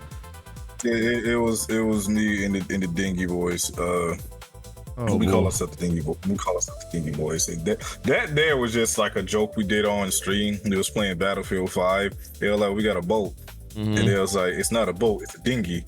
And we just started making dinghy related jokes. Oh man! And now I just stuck with it. Yeah. We're charging with the dinghy. Web Queen, let me tell you this, baby. That clip was absolutely crazy. I mean, he gave you a whole visual of it. It was crazy. It was wild. It was wild. But not out of the realm of Elite. There's no out of bounds for Elite. Yeah, guilty. Which leads. And go. The second clip. The second clip, which is still on my Instagram. Now, mind y'all, I am a very chill person, and I did it because somebody asked me to. The person I was playing at the time, I was talking smack and shit to the people after we won the game. I mean, Retro, you know I normally do when people don't do their shit right, but you know that's another reason why I'm still calling bad on Call of Duty until 2029. Wait. You said 2029? Yeah, them niggas ain't letting me speak in game chat till 2029. Oh my Lord, bro. How you get a 3? Bro, what? I didn't even know they banned you for that long. Wow. That's crazy. Can you like maybe paraphrase a little bit of what you said? Thank you. It's really not that bad. Somebody want to be from Warzone and shit like that. And he was being racial, and I was like, you can't really say shit. Your mama sucking the neighbor's dick right now. That's how you got this game. Oh my Lord. Oh my God. You said that? You know, I'm not shocked. I'm not shocked. Let me stop acting like I'm shocked about what you're saying. I mean, nothing shocks me no more about you, bro. Nothing shocks me anymore, bro. Wow. The more I get angry and losing, the more I added more ammunition to the gun. Oh my Lord.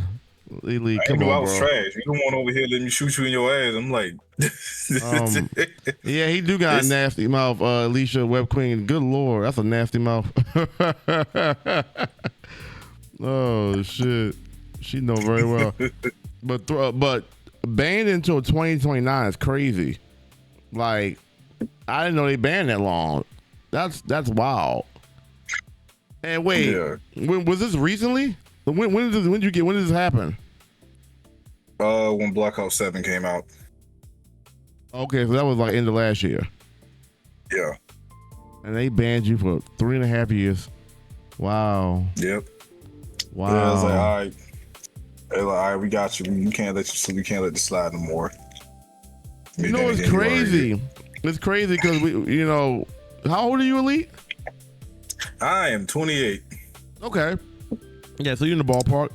You came from a time where you used to be able to say anything online, and there was no penalty. I mean, I've gotten hateful messages verbally and in the inbox, and I ain't never hear about no 3-year ban.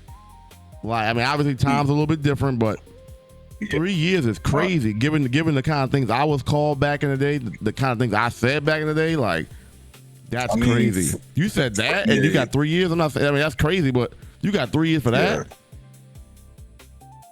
Versus all the other shit I be saying, that got me 3 years. Yeah. Yeah, exactly. Melanie, you got to put your question in the Padlet. Here's the link for you, baby. I think somebody did. Somebody did put their question there. I feel like that question might. Yeah, I feel like I might have skimmed through that. All right. Wow, that's three. That's a long time for a chat ban. Where am I at here? Okay, what's your favorite? I think we answered this already. What's your favorite anime? I think we did. You did in the rapid fire question, and then I got them right here. Yusuke Urameshi from Yu Yu Hakusho. Oh yeah, give me a little more insight. I'm not the biggest anime fan. Tell me what the show's about and why you like it. Okay, so Yu Yu Hakusho Spirit Detective, you play this team. Mind you, now this was the 90s, y'all. For some reason, you're a teenager that you're half human, half demon. We don't know why it just stuck. Unless you're Sailor Moon, that's different. You're half human, half god princess. Sailor Mars still big, but anywho, half human, half god prince. Okay. Follow. So in this episode, Yusuke, he is a delinquent, but he's a delinquent with heart. It's like, he get into fights and stuff like that, and his mama kind of drinks through the stress, but he still like care for people and stuff. Mm-hmm. And one day there was a kid in the middle of the street, and this is also the joke in the first episode too. He pushed the kid out the way to save him, and he died. When the Grim Reaper comes, she tells him that, you kind of died early, and that kid actually was just going to live with a bruise, so you technically died for nothing. He just like, what do you mean I died for nothing? Wait, what do you mean he was going to get a bruise? Wow. So with that, I was laughing about it. I was hooked, and it's like the first episode is like he see like the people who he touched, even his rival who becomes his best friend in the show, Kuwabara, who was also voiced by the same person who talks with Piccolo and Vegeta and All Might. Okay. He cries at this man's mourning, but it was a way that you feel it. Even though they was rivals, they still had a friendship to it. Cause he was like, you took the punk way out, huh? We were supposed to fight. What you doing? Why you running everything today? Like he was hurt. He was hurt by that shit. Mm-hmm. So in the way, he found a way to save himself and his soul. Cause when his mom went to go view the waking, because everybody thought he was dead, she went to slap him, but his face was warm. So he was like in a comatose state. And that's when he discovered he had like a special unique power to become like an exorcist against certain demons and stuff like that. Mm-hmm. So that's why it's like Spirit Tale. So like most of the anime is just him learning these powers and saving people. And then it's like two people who he say that become his friends. One of them tried to kill him, who is, I want to say the early stages of Sasuke Uchiha. I'm just gonna say that right there. Hiei. Mm-hmm. He basically, if Tien from Dragon Ball Z lost the muscles as it was short. But like anybody who knows 90s anime, how the list goes is Dragon Ball, Sailor Moon, Yu Yu Hakusho, Berserk, if you know.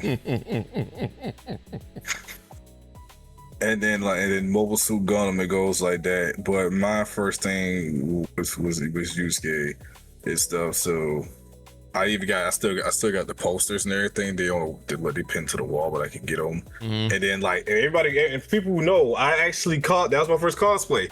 I cosplayed Urameshi of how he was in the Dark Tournament arc and stuff like that. So like the shirt with the cut off sleeves and the green pants and stuff like that, I was actually cosplaying him. And then we had temporary green dye in my dang hair because in the show he has like a green aftershadow with his hair. When was this? This was years ago.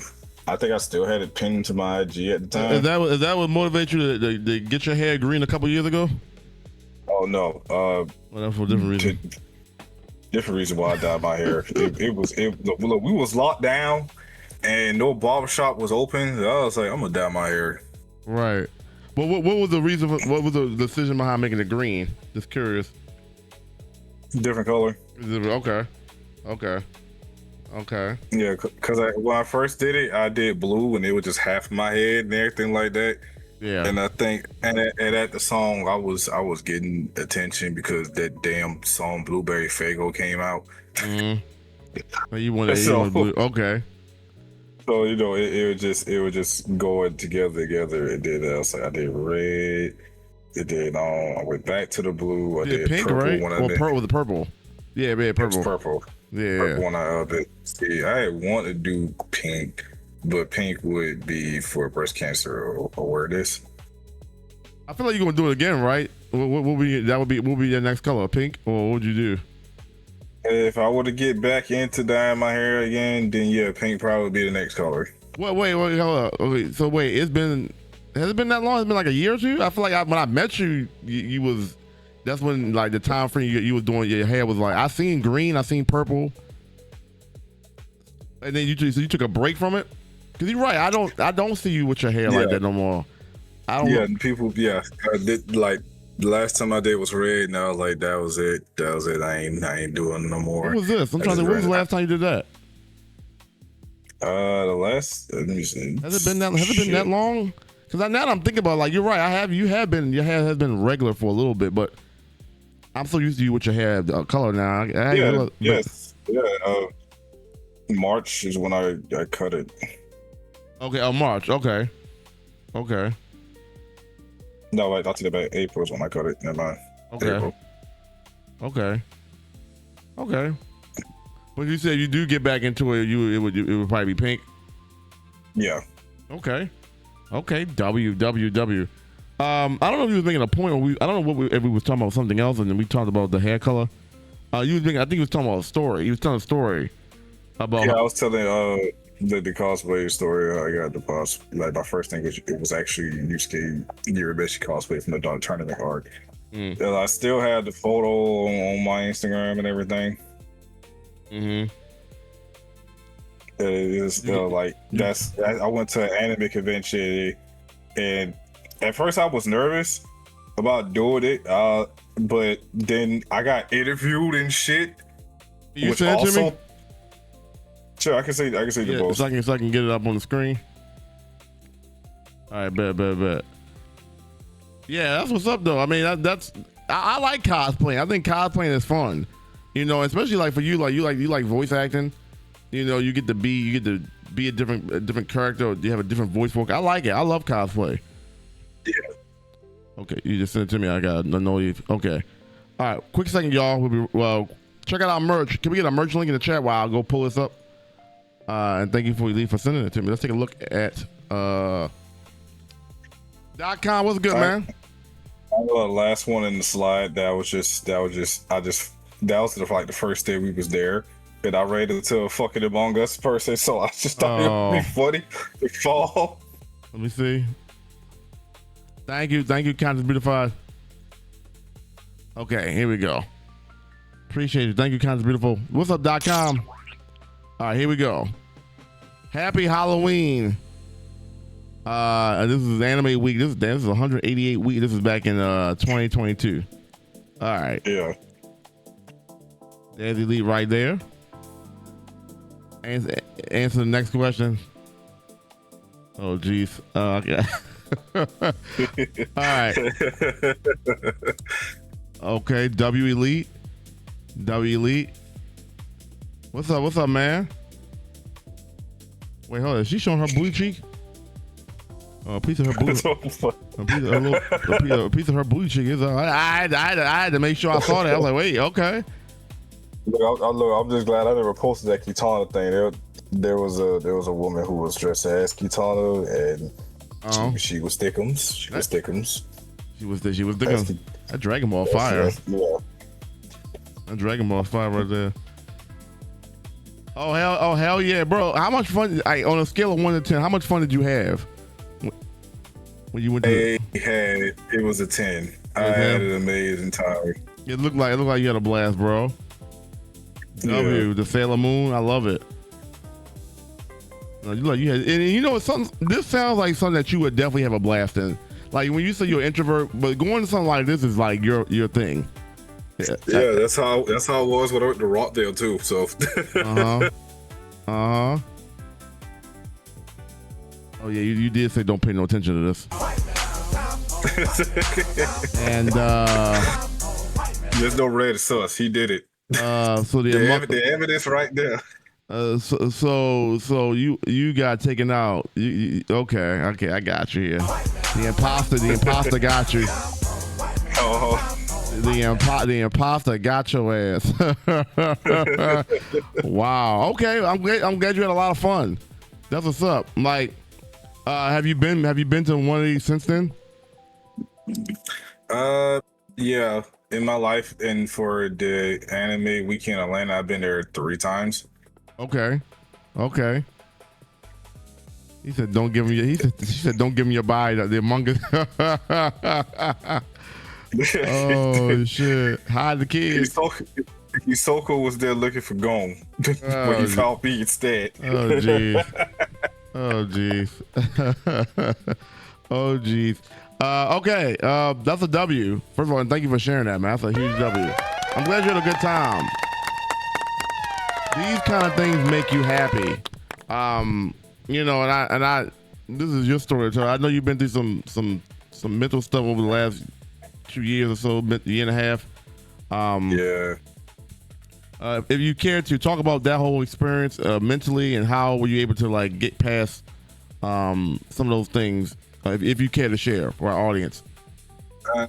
Sharon, so for those of you who do know, I did lose my grandmother, and it was a surreal moment because I was there when she took her last breath, and I saw the color fade from my eyes. And that there really impacted me deeply, because a week before that I saw her and she was in perfect health, and you know, we over here laughing, doing our normal thing, laughing, bonding. She still make James Harden joke like, "I'm gonna cut that thing off in your sleep." You over here looking like that boy that played for the Rockets.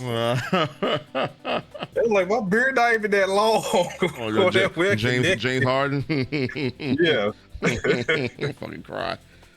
No. So yeah, in there I was like real down. I took a break from streaming. I didn't want to do content or anything. Like I was just out of it. And it's like I didn't even want to talk to nobody. I was closing people out. Yep. But I should thank God for Missy being there, because I didn't know what the hell I would do. So like she got me back on that horse, because I was like about to give up every goddamn thing. And like, I don't even want to do this streaming thing no more. The content, no more. All that was fit to stop. That's how sad and out of it I was. Well, shout out to Miss Missy. And I had to learn that, you know, things happen. Don't try to dwell on the past. It's just that I never seen nobody die in front of me, so I did not know how to cope with that or to even understand that. So yeah, it was tough. It was real tough, but I got over with. I'm at peace with it and everything like that. And if knowing her from the conversation we had years ago, that also made me think about it and everything. She because how she wanted her funeral. She said she ain't want. I think she gonna haunt me. She ain't want nobody to be sad at her damn funeral. She just want people to eat, be okay, and make sure Wheel of Fortune is on TV. You know they love them game shows, bro. Yeah, Wheel of Fortune, that Price is Right, all that shit. Yeah. No, shout out. Yeah, that's a W. You got memories though. Yeah, good memories, so I'm okay now. That's good. You know, and you know, that kind of stuff we talking about is life, and that's how I had to get over some things. Is like that is a part of life, right? And it's like, you know, while it sucks, we also have to realize our time has its. We all have an expiration date ourselves. You know, and it's like life goes on. I don't like that kind of stuff. I don't really like that whole idea of death. But it happens. And I can only imagine the mental hurdles that you had to go through. But it's good to see you in good spirits because I do remember this time frame. I'm like, damn, what's going on with Elite? You know what I'm saying? What's going on with Elite? Like, but you know what I'm saying? Because you know, when I met you, you definitely energetic. You know, say with all kinds of shit. And I know I'm like, damn, where's that been at? You know, but Yeah. you don't really know how deep somebody is going through something. So, you know, I think the best course of action is, you know, reach out, but, you know, also give people their space. You know what I'm saying? Because that hits. That's it. That definitely does hit when you you growing up knowing somebody, their family, and then, you know what I'm saying? So that hits deep. So I'm glad. I wanted you to tell a story just because I wanted you to be an inspiration and impact because you overcame the mental hurdles that comes with. And for anybody that's like listening who is going through something like that now, to share your testimony of how you were able to overcome that, because I'm pretty sure it was on your mind for a period of time. So can you talk about that whole process and then how you eventually... Even when I came back to streaming doing that, it was still on my mind, and I tried to show face, but that's why a lot of them streams I did with the camera off and just made a excuse. Oh, my camera ain't working. Don't worry, we can get a new one. Yeah. How'd you pick yourself back up to get to where you're at now? To be honest, I just thought if she was still here, what would she say? And then she would be like, "Don't let something like this get you, because you know you're better than that." And then things happen. So I just had that on my mind, and then I got back in the game. Yep. You got back into what you're comfortable with, which is games. Yeah. I got back to what I was comfortable with, what I like doing and stuff like that. Everybody has a bad day, you know. So, yep. And I was like, you know what? Somebody got to be the shield. Someone got to be the shield around here. So, yep. Let me get this out of me, and I became that shield again that I was. Hell yeah! You found your happy place again. You know, what are the things that make Elite happy? Well, you said it. You said it all through this podcast. Games, having fun, you know, making people laugh. That's my happy place. Being able to create. You know what I'm saying? I love how you do the. I know I'm kind of bouncing around topics here, but I love how you do the WWE stuff. Like, I love how you make that shit feel real. Like, that's when I really like. That's really when my eyes start opening up. When you was making our creative characters, I'm like, he puts a lot of time and effort and detail to this. That's a craft that you're gonna appreciate. You get back to your happy place of the things that you do to make you happy, and I'm glad. Yeah. I'm glad you're back mentally. But I do want you to talk a little bit about that. Like, how'd you get into that? How to get WWE? The creation of the characters and all that stuff, and your love for the actual sport itself too. My family, because we grew up in a wrestling household and everything like that. My mom and dad would go to the live shows. I'll be playing the SmackDown versus Raw, No Mercies and stuff like that. And like the other games I played at the time gave me character, creative freedom. So doing that actually opens my mind. Now, mind you, you'll get two different sides of that.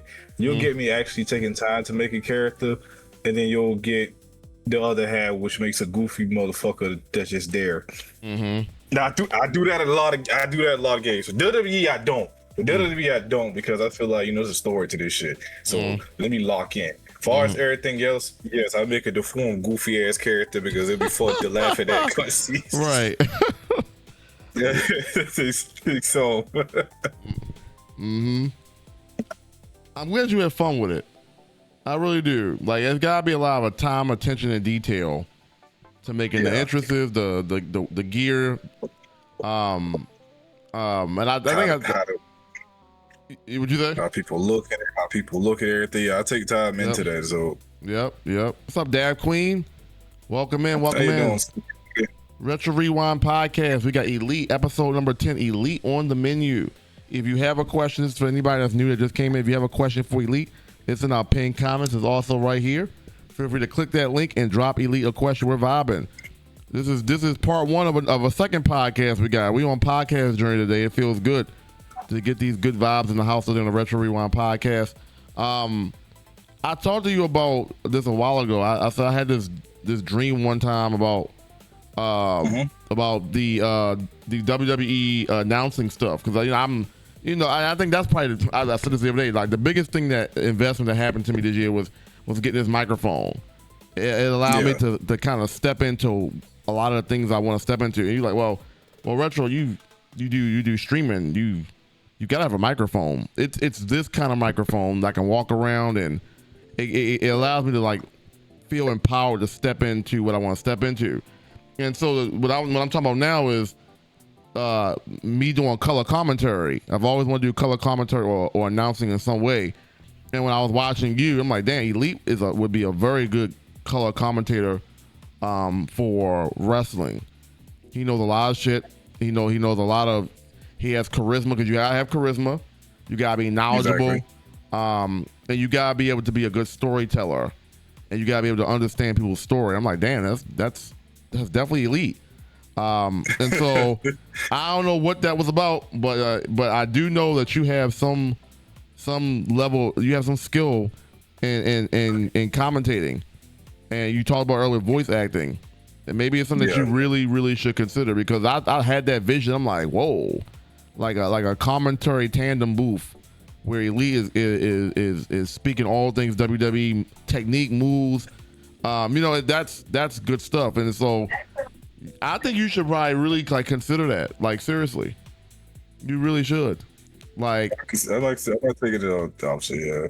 I mean, you're like one of the people that actually go into WWE career mode and actually like really put a lot of attention to entrance music, what you're wearing, how you look. Like that's a skill set that you have that differentiate. That's to me one of the things that differentiates you from everybody else.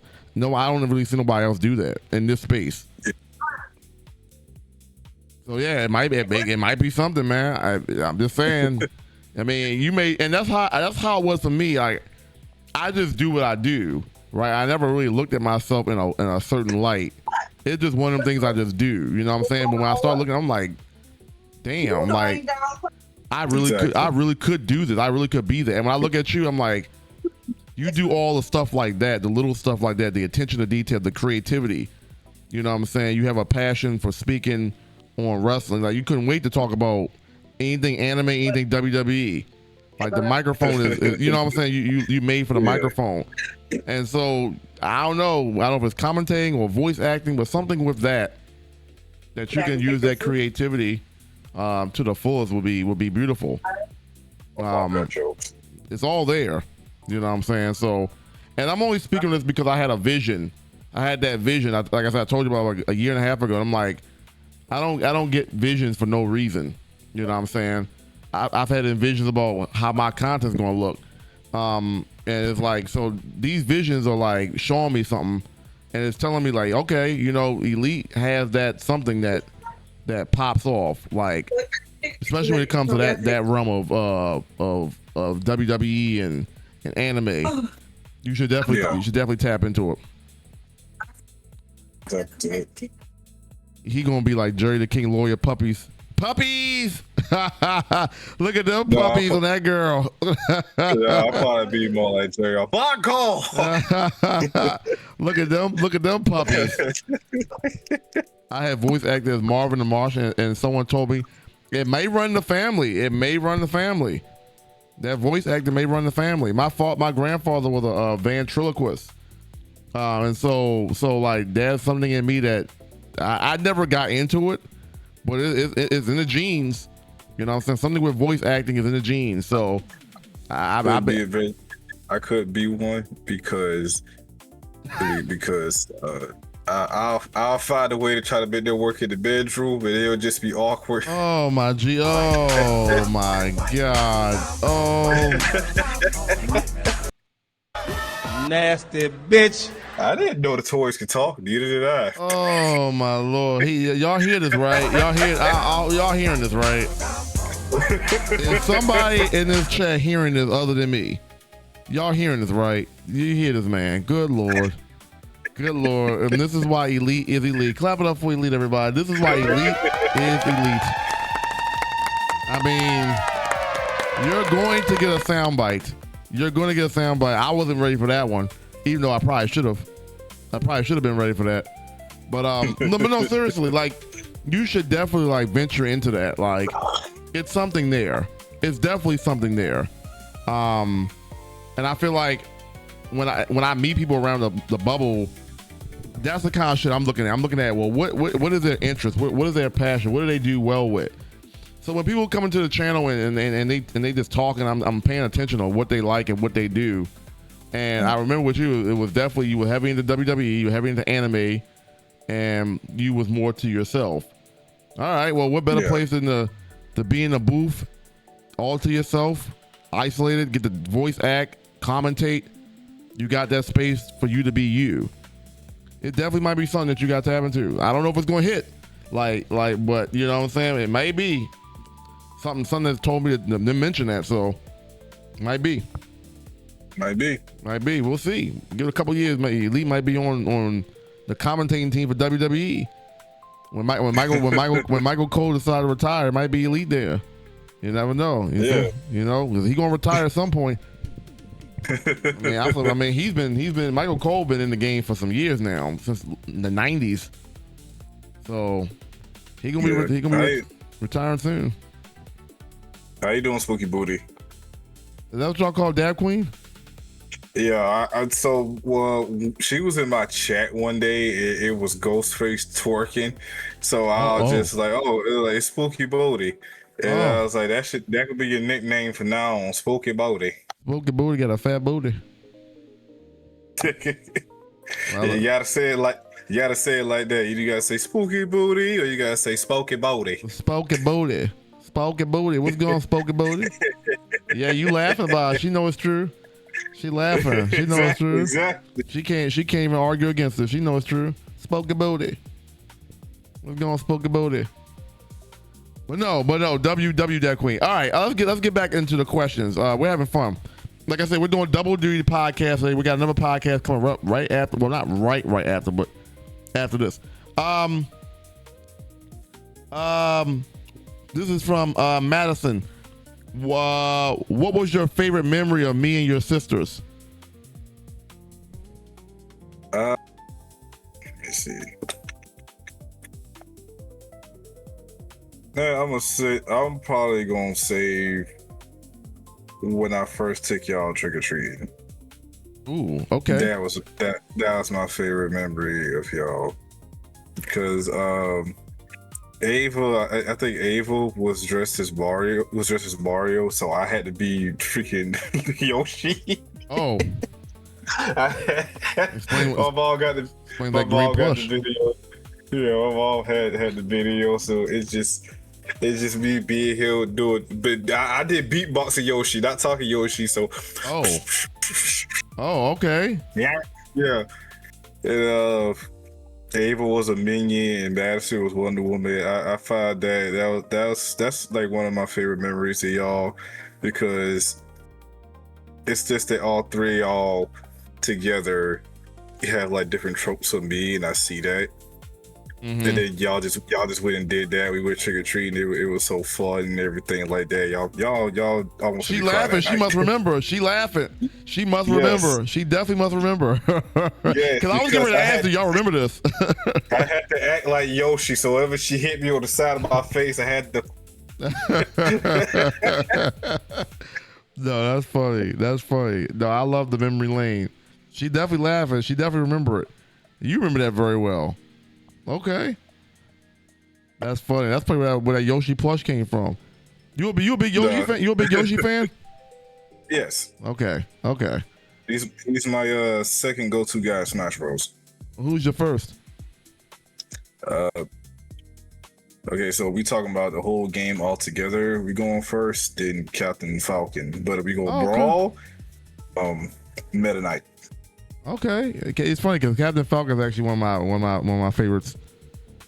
Him and Sonic are, well, obviously Sonic, but yeah, yeah. We probably figured that one out. But Captain Falcon is actually, even from the 64 version, he's always been my favorite. I don't know what it is about him. He's quick. He got the haymaker punch. If you hit you with that Captain Falcon punch, it's over. Oh my goodness! Yeah. We got a raid coming in. My bad. Spaz don't fool around. Yeah, Spaz do not fool around. Spaz, thank you for the raid. Welcome in. Spaz not around. Welcome to the Retro Rewind podcast, episode number 10 with Elite. If y'all haven't already done so, make sure you go follow him on Twitch. He's a W person, first of all. He's great to the community. He's a part of the raid trains. Like I said, he'll make you laugh. He just wanted to make you feel good. So Spaz, everybody, make sure you go follow Elite, and vice versa. Make sure you go check out Spaz.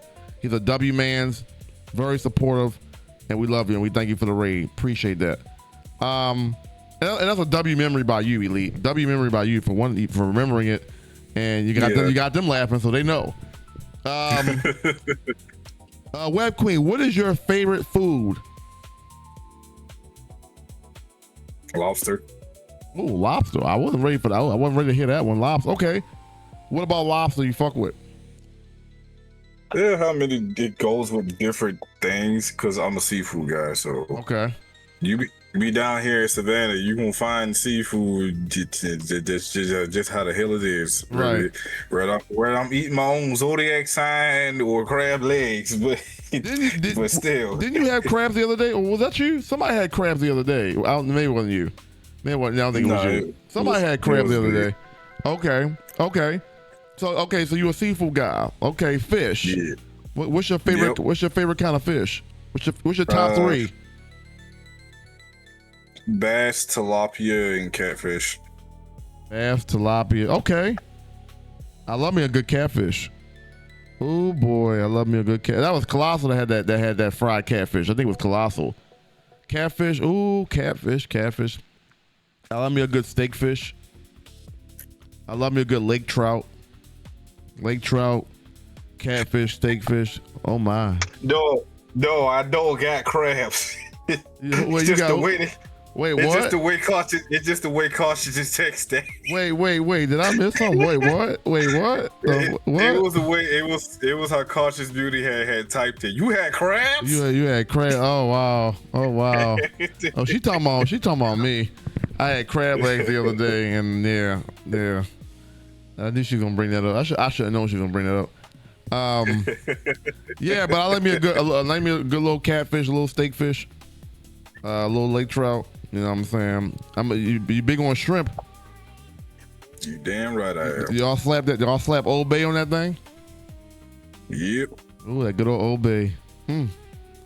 That good old Bay. I'll turn anything from average to amazing. Just a little sprinkle. Okay, all right. What other seafoods you eat? We talk about crabs, fish, shrimp. The tilapia, squid. Oh, squid. Okay. Yeah. I ain't expecting to see squid. Okay, I never had squid before. What does it taste like? If you had to give me the best visual or best whatever you can of how squid tastes. So the best. So there's two types of squid. There's actual squid tail, and then there's calamari and shit. Okay. I had both. I forgot where the fuck I was at when they gave you the dang squid tail, but it was just the way that how they did it and what they told me. They're like, once you get it, because they steam it and everything like that. The lady was like, you take the lemon and you just squeeze it, drizzle it all over. Then you add your seasoning and stuff. She showed me what to do. But see, my dumb ass went like this, had the season in one hand, the thing, and just went squeeze. Oh Jesus! Come on now. I just started doing it at the same time, with just pick it up like I'm ready to eat. Oh man. But shit, it still turned out good. It was good. I was like, damn, I'm eating Squidward. Oh well. Hell yeah. Well, listen. You still eat it now? You still it's part of your. Okay, I've never tried squid before. If I could find another squid tail and cook this shit, I would eat it. But their restaurant don't exist here where it's at anymore. So for that, you'll have to go to a local Japanese market to see if they still sell it. I know one that's down here that might sell. I gotta take a look at it. Yeah, you got a few ladies in the chat saying ew to that squid. Ew. You know what I'm saying? What got you in? What got you into the taste of it though? Like I feel like that's an acquired taste. You know what I'm saying? And I feel like everybody ain't built for it. I'm glad you built for it though. I grew up on Fear Factor, so that used to be my show. Me and my mom used to watch that show all the time. We used to love ourselves on Fear Factor, bro. I don't know. We used to come on Mondays. I forgot what day it used to come on, but we used to love ourselves on Fear Factor, man. Some of the shit we used to see on there, bro. But the shit people would do for a shit ton of money. Yeah. Yeah, I was like, yeah, I'm good on some of the shit they had. But whatever happened to that show? I know it don't come on no more. Like, I want to so like it's on, but it's on Hulu, and I think the host they got for it now is Johnny Knoxville and. Oh, Johnny Knoxville! God. Johnny Knoxville's the host. Yes, yeah. What a person to get. You got that motherfucker to host Fear Factor. Out of all people, y'all should have kept Ludacris. Oh boy, Ludacris is a host? Are you serious? Yeah, Ludacris was a host. Oh wow, I didn't even know that, bro. No, Johnny Knoxville was crazy. Johnny Knoxville was crazy, bro. Joe Rogan wasn't getting paid enough to keep doing it. Is that the reason? That's crazy. Yeah, they're just doing it to keep it going. Yep. Welcome in. Wow. I haven't seen Fear. I didn't even know Ludacris was on the show. That's how long it's been since I've seen Fear Factor. I missed that whole era of Ludacris being on there. Wow. How long has Johnny Knoxville been on there? That's crazy. That's even crazier. I think for like 3 seasons because it was a house. They put these motherfuckers in a house to do the challenges.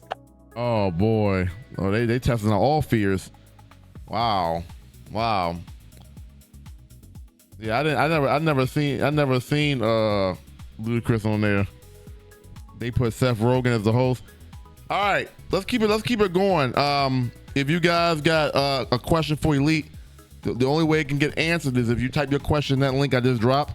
So we got a little bit of time before we move on here.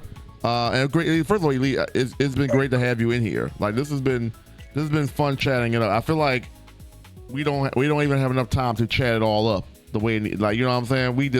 It's so much I can talk about. Yeah, which is cool because that's why I have the podcast. We always can go again. All right. This is a good question. And the seafood one really kind of threw me. I didn't expect to hear you say seafood. I mean, that's actually kind of cool.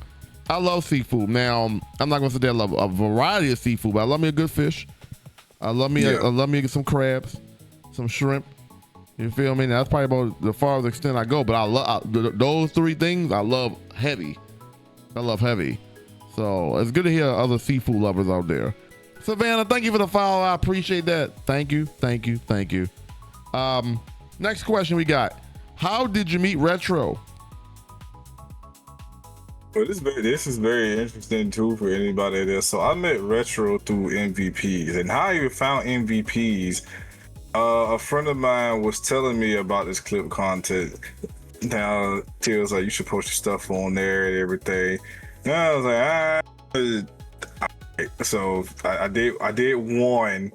And then the feedback I got from you and Jay Jonah was cool. We're like, I'm trying to be in this thing more. And like I even made it to the videos too, which also was like, oh shit, I made it one day post videos and everything. Cause like the first one I see was the shit I did from Call of Duty with Snoop Dogg. Cause that same day I was doing the character backdrop on the Snoop Dogg bundle that dropped. Mm-hmm. Because I guess Call of Duty Love Me when Modern Warfare 2 came out because I would get the characters and shit like that. So mm-hmm. And everything. And then it's like separately I had follow Retro, and I think when I followed you was playing Sonic too. And I'm like, oh shit, it's Sonic. Yeah, I'm gonna be here. Yep. Huge Sonic fan. And like we were just interacting from onward from there, and that's how I come to know Retro and respect him and everything like that.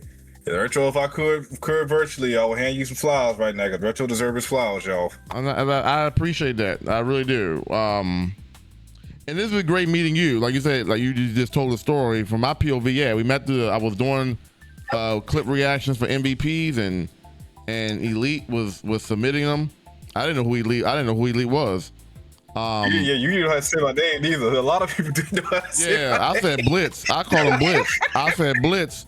And honestly, I still see it as Blitz. Like, I've gotten so used to saying Elite now, but when I look at your name, I see Blitz initially.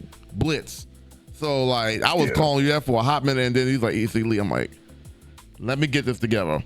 But but that's really kind of how it started. Was like that. It was a thing where it was like, Retro, it's Elite. You know what I'm saying? So, but more so than that, then I realized you were a very great gamer, especially at Call of Duty and Apex. Like every week when we were doing the clip reactions, you would always be in there with a Apex clip of Call of Duty. I'm like, those guys good.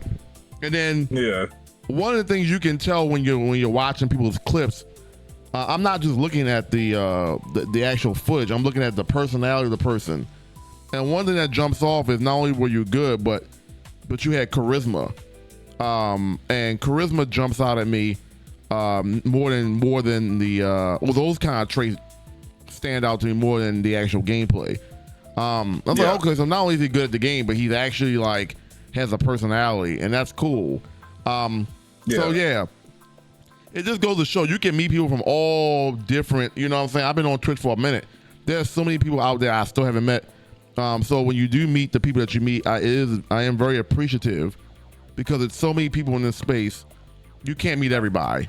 And so the ones that you do meet, you know, that you have a connection with, it holds true. And so damn, it's crazy because it's already been what, 3 years now? Because I know I met you, that was 2023, because that's the first year we was doing those reactions. And here we are, fast forward 2026. And 23 might have been actually one of my best years, my better years. So yeah, we met doing one of them. Yeah. How long is it? 2 years and 11 months? It's getting ready to be 3-4 years. So yeah, there we go. You actually in what, 7 more days? It's getting ready to be a full 3 years. It's crazy, right? Yeah. So it was around June of 2023. That was a great year for me. That was not long after my birthday, and anyway, that's a whole nother story. But yeah, it was great. It was great meeting. So that's a great question. And then in turn, I've met so many people. Elite has met so many people just from that connection alone, and that's really what Twitch is about. It's about connecting people with other people. You know what I'm saying? I'm not an anime guy, so I can't really have those like long discussions on anime because I don't know much. But I'm sure Elite has met people in the bubble that can talk some anime. You know what I'm saying? Yeah. I met people over the years, and some of my friends got into it. And the thing about me, as a lot of people see, if I am streaming with my friends or stuff like that, I have this mentality like, if I eat, then we all eating. So like, if I'm streaming and we playing together, of course I'm gonna tell people to follow you and everything, put you in the title and stuff like that. Like I'm like shit, we're grinding together. I ain't finna, make you feel like I'm leaving you in the dust. Just come on with this shit with me. Like, come on. Yep. And it's crazy because we were talking about this the other day on the Radar show with Colossal, and I feel like that's how it should be. I feel like that's a standard. Like that's how it should be. Like I feel like that's an unspoken thing, is like you put people on. That's why when the question was asked me some years ago about why you don't rate bigger streamers, I'm like, I feel like there's an obligation to, if you have quote unquote made it out the bubble or made it out the circle of the small viewership and actually like picked it up a little bit, I feel like it's an obligation to pass that back to people who are on that growth path like you initially were. It's an unwritten rule that I feel like you just have to show love to people in any way you can, because it's not easy. It is not easy to build your platform up on here, because there are so many people that are also doing the same thing. And so you gotta do the little small things that can get people the growth, the exposure. So that's why we do like raid trains and podcasts. We try to give people a platform, a space to tell their story, get people to know them, hear their best practices and all that, and then gauge how that is with you. Can I relate with this? Can I correlate with this? And if it's a match made in heaven, you know what I'm saying? I met some great people on Twitch. You know what I'm saying? And so you being one of them? Yeah. And honestly, if it wasn't for Twitch, probably never would. So it's an unwritten rule to just be able to just pass on the love to anybody. And so, you know, that's why we love having you on the raid trains and all that, because we know there's a passion. We know you love making content. And I also know how hard it is to get people to buy into what you're trying to produce. And so, you know, it's not easy. Everybody out here doing the same shit. Like I always say, like, if you're playing Call of Duty and somebody else is playing Call of Duty, what are you doing to stand out differently from everybody else? Because that'll be the reason why people watch you. If you're just going around shooting people up and, you know what I'm saying, that's cool and all, but if you're trying to like grow yourself, you got to stand out. Grow yourself, be different. Because with me, yeah, I shoot people, but I also make a joke about it and everything like that. Because the way I be seeing it over the years and how I kill people in Call of Duty, it do be fucking funny as hell.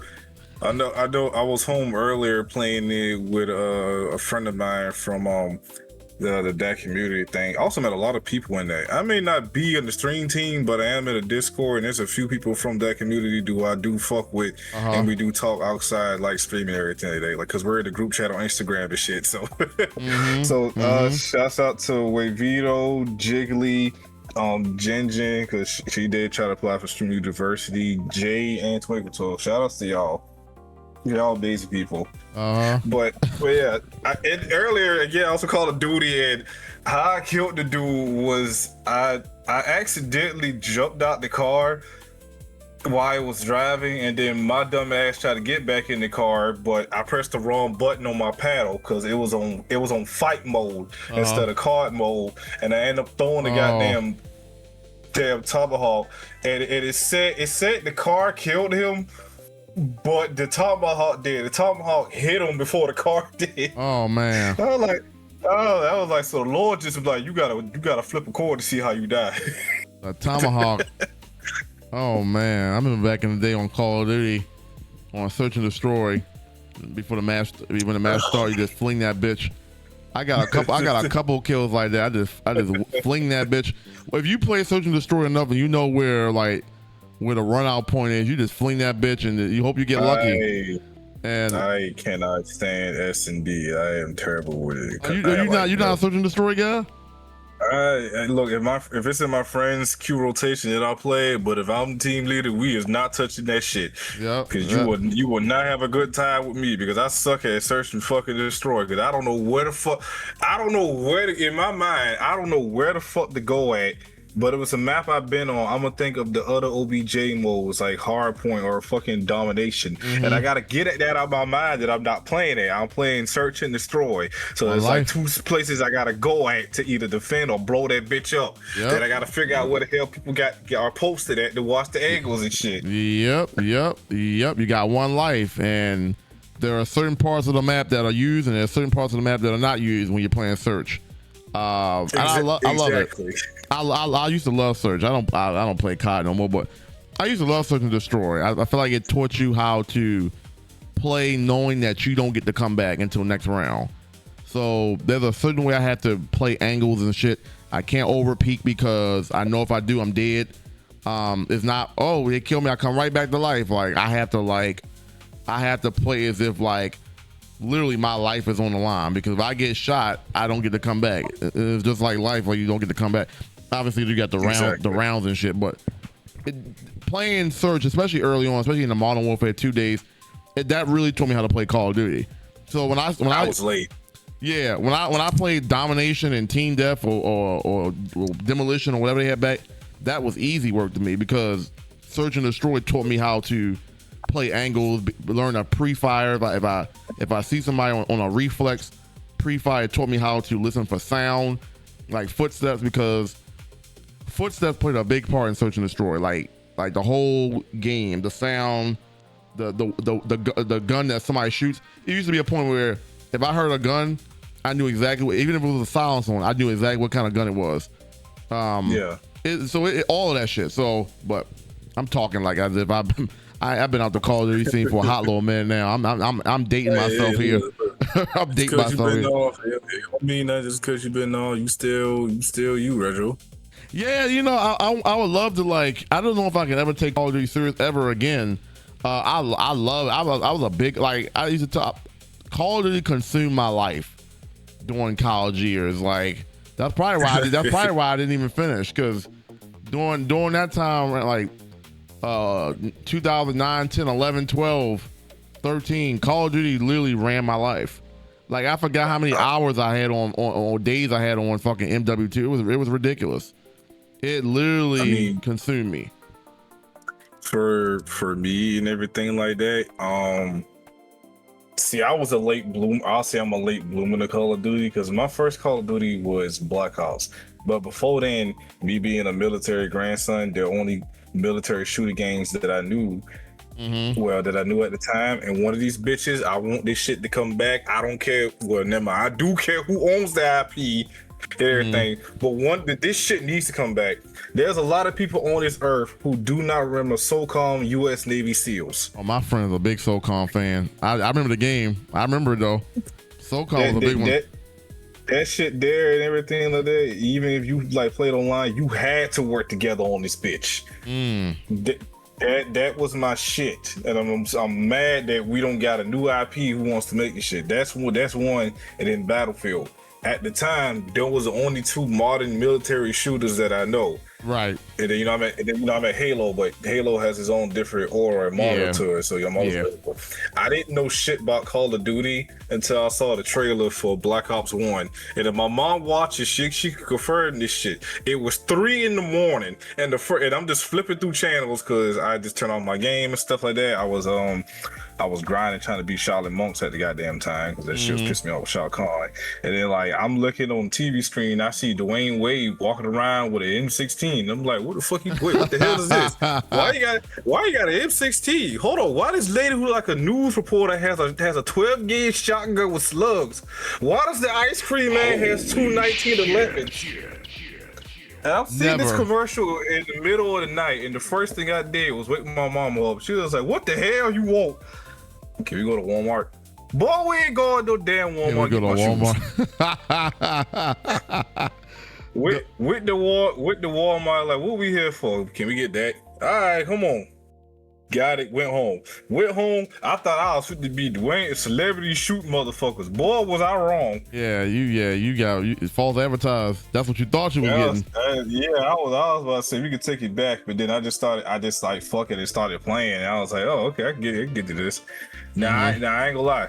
Black Ops 1 on record is my first Call of Duty, but I didn't know what the fuck to do until the next year released Call of Duty, which was Modern Warfare 3. Which is always going to be my favorite on any list above all of them. Because Modern Warfare 3 is when I understood what the fuck I was doing and when I first played Call of Duty online.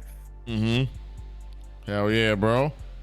Call of Duty is crazy. Call of Duty taught me how to play shooters. And it's crazy because considering what Call of Duty is now. But Call of Duty taught me how to play a lot of shooters. It really did. Yeah. It really did. I can't believe how much I've fallen off with Call of Duty. I used to be one of those guys. And there's probably a few people in this chat that remember those times. Like, I used to love Call of Duty. Like, and then when they came out with I'm forgetting Call of Duty names. Was it Advanced Warfare? Whatever the year they was, they introduced the jetpacking or the boots not being on the ground when they try to be different. Was that Advanced Warfare? Was that Advanced Warfare? Okay. Because I know they tried a little bit of it with Black Ops 3.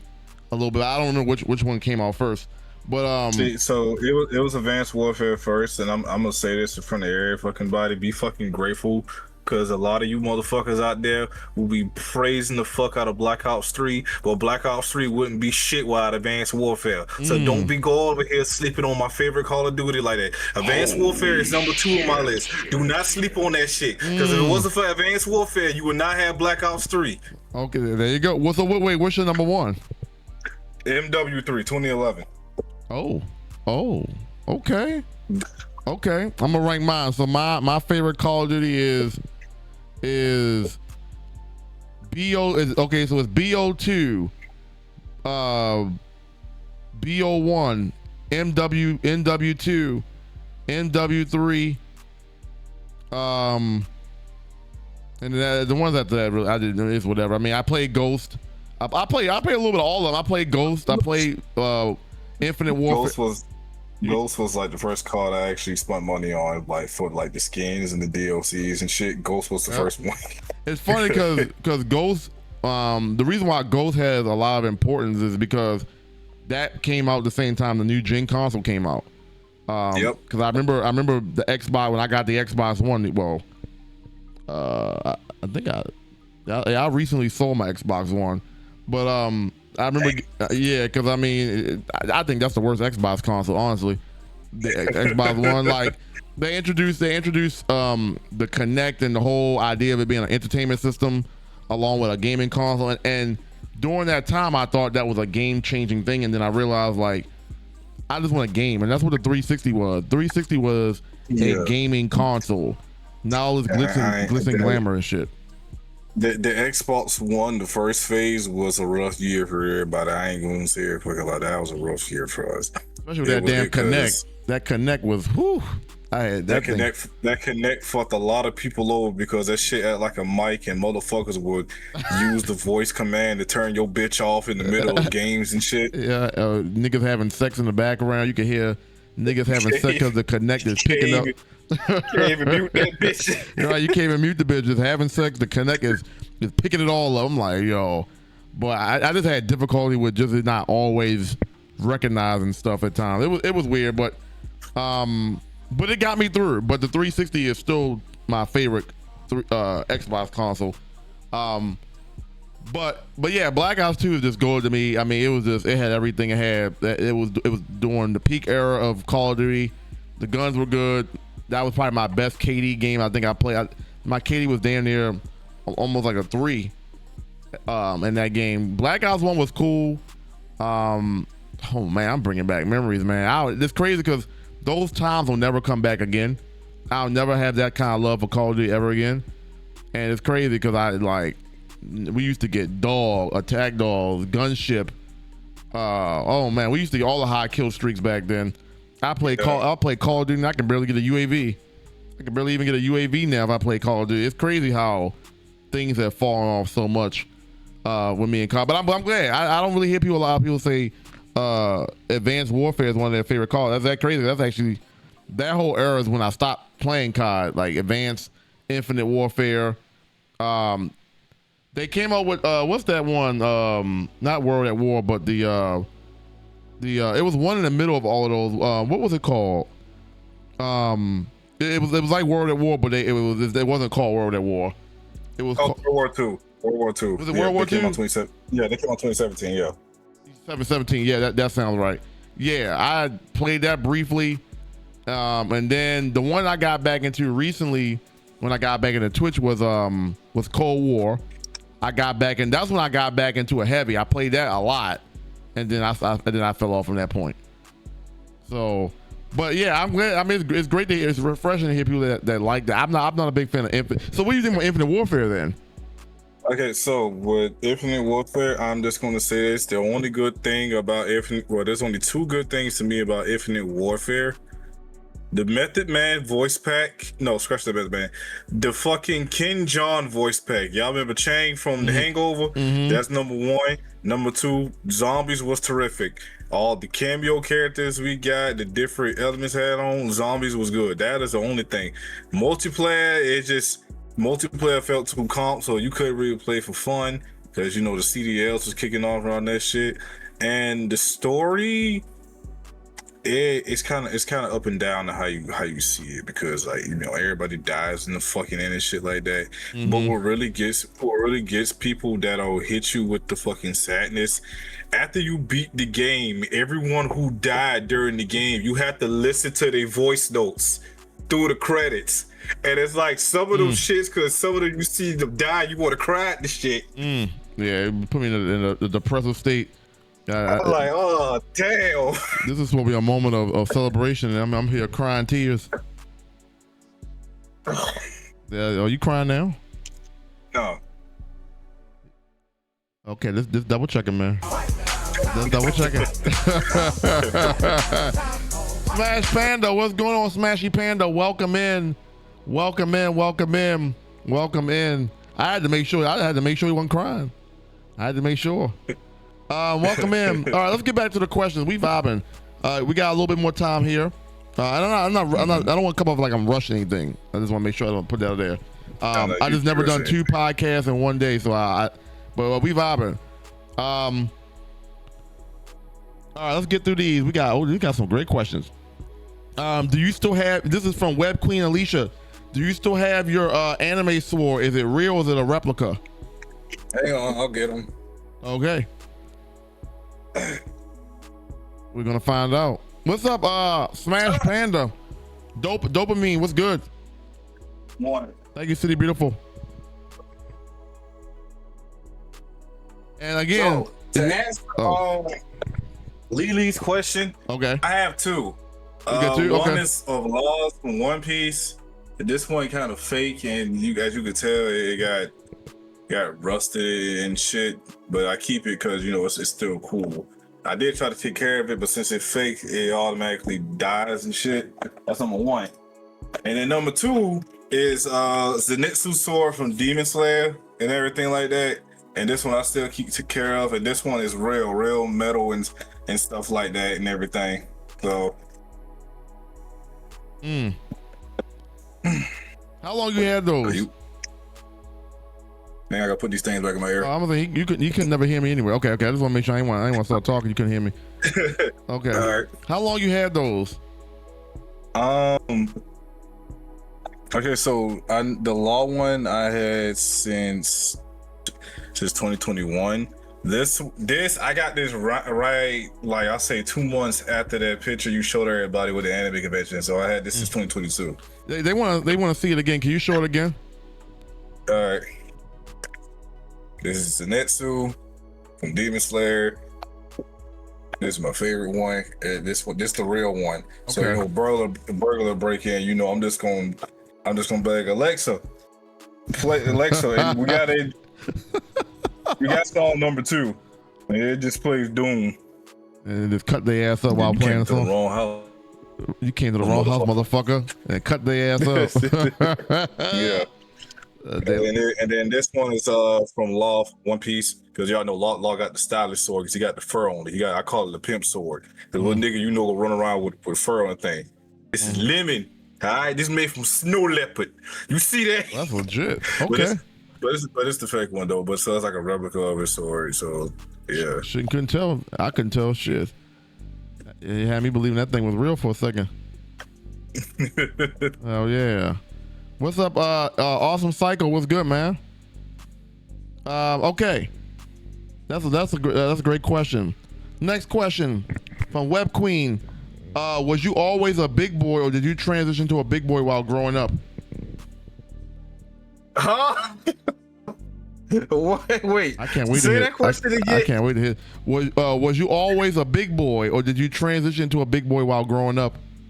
Okay, so to answer this question, I transitioned to a big boy growing up because how I was growing up, I was skinny with a big head and big feet, and then over time I just put on weight.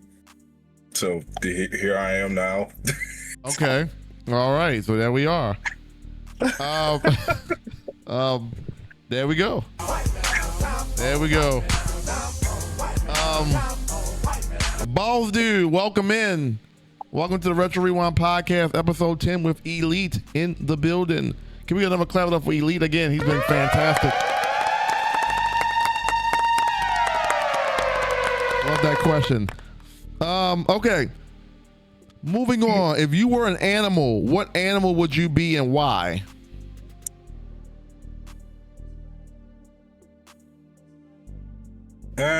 Probably a crow. A crow? Okay. Okay. Yeah, because they're dark and mysterious, and you don't know what they got going on. You don't know if I'm a spy or I'm just chilling. You never know. You just see me and my gang looking at you. Okay. And that represents your personality? Yeah. Okay. I'm very quiet and mysterious, and you don't really know I'm there until you look. I wasn't expecting a crow. That was a answer I did not have on my bingo card. A crow. I don't know if I've ever heard that before. That's what's up. They had me thinking a crow. Okay. Oh, I was wondering where you was gonna go with that. A crow. Okay. Okay. I love it. I love it. Crow will hate your ass and recognize you. Yeah, he said, I'm always watching. Oh yeah. Okay. W. Next question we got. Do you feel that streaming can be challenging? And they further ask about getting into the right mindset, creating a schedule, things like that. What has pushed you to stream? Yeah, streaming can be challenging. I'm gonna tell you right now. If you haven't noticed, I do not have a schedule whenever I stream. Like dead ass. I have never put out a schedule and everything. Most of the this is how y'all even get that I'm here to go live. If you're not in my Discord and you don't got that bell on, then you probably do follow me on my socials. So my Instagram story will tell you what I'm streaming or what I'm planning to stream that following day or weekend. Because like, it'll be a new game that come out and you'll just be like, this interesting. I might get this game. If I get the game, it's gonna be a stream. So I probably need to do work on that and try to make a stream schedule with people, and I got to do it based on how my work schedule is, because like I work during the morning and sometimes on certain days. Well, right now it's slow, so I've been getting off early, or I'll get off at 1:30. But if things pick up, we'll go back to the 10-hour thing, and you won't see your boy live until either like around 6:30, depending on how much we had, 6:30, 5 o'clock, because that'll be like the 3:30 thing. So I gotta make a schedule based on how I am on my work wise. Now, mind you, now weekends will be the variable, because some weekends I either might take a day off or chill, or I got something going on, or if I'm free, I'm gonna stream. I want to piggyback or follow up on that question about the streaming. One, can you talk about your streaming setup, and two, can you talk about what you envision the bigger plan to be with your content in terms of what you do on Twitch? Okay, so my streaming setup, I'm gonna tell you right now, my PC running on hopes and dreams. Hopes and dreams. I'm just gonna get that shit out the Well, I'm glad you put that out there. Now, mine was on life support about a month ago, so I mean, I feel you. Because so I have a 3070 RTX in here with a liquid cooling air fan. I have 7 fans in this bitch. Oh my god. And a gold power supply. The reason why I say this shit is running on hopes and dreams. Most of this shit in this thing is not compatible. And that I need a new motherboard just to use Windows 11. I feel like you talked about that before, but you couldn't use Windows 11. Yeah.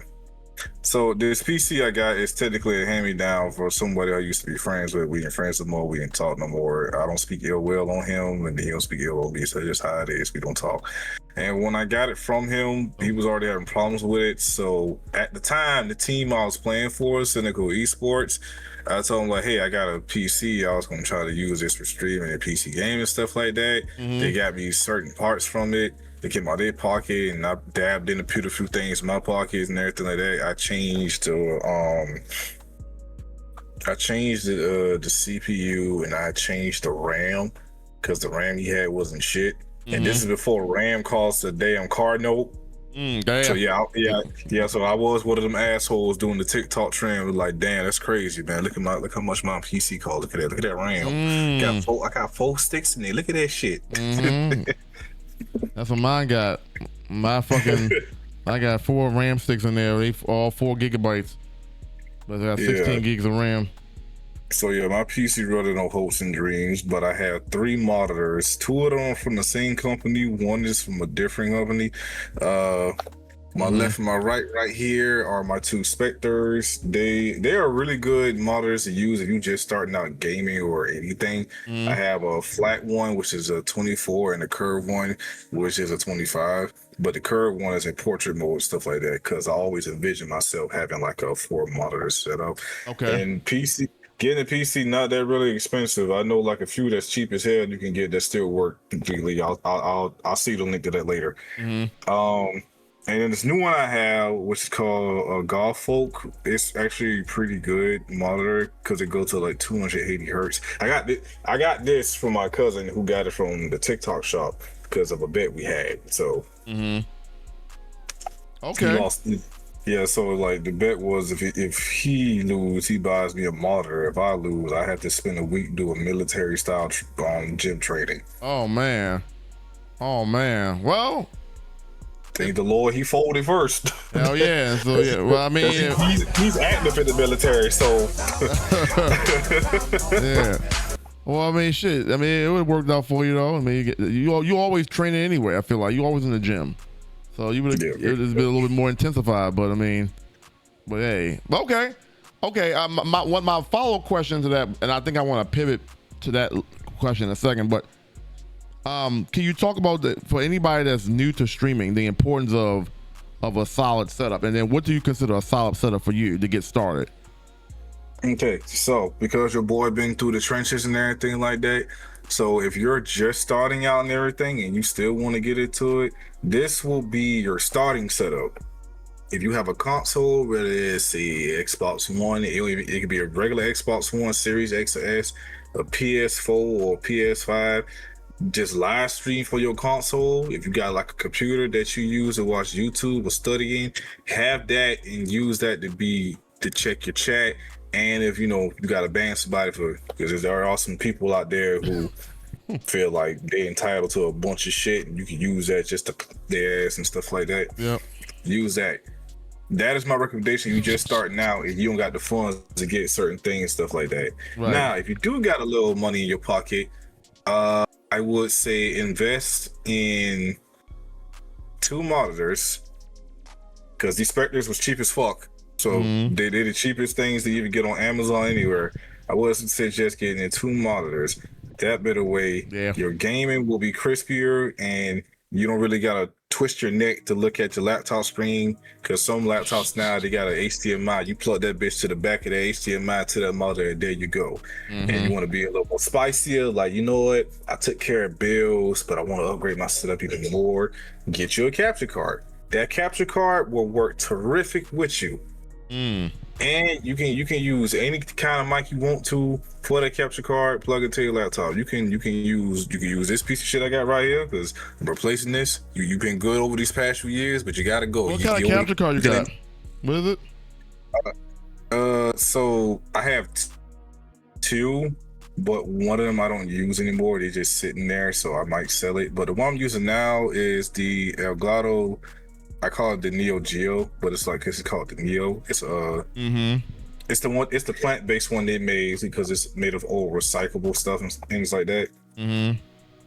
That one works good for doing 4K streaming and everything there. So that's what I use now. Okay. I also use the camera that goes with it now. So that's why my face is like this, a little crisp and everything like that. Because before I used to use the old Elgato camera they had. Not the Mark II, but the original big bulky fat one and shit. And everything. So that's what I use. But that's my thing. Okay. You can get a capture card, but you better off going on Amazon to find this, because the website don't even have it anymore. Make sure it says HD60S. That will be your best friend for everything. Because that is the only one I know that you can use that fucking. They don't even got this on the website either. The fucking background recorder thing, the 4K, they call it the 4K compatibility screen. They don't even got it on the website no more. That still will be your best friend to use, because you can link the audio to your OBS. Also, download OBS as soon as you get this capture card too, to use on your little laptop, and then connect. And then if you need help, I will show you the steps on how to connect that bitch and make it work both for your console and monitor. I'll be glad to help anybody with that. W mans. Oh yeah, that's a W. Clap it up for that. W mans. Once them two connected, you'll be good to go, and you'll see the difference from how it was just streaming off your console to using the capture card. That's like a 3-step thing right there. I recommend for anybody.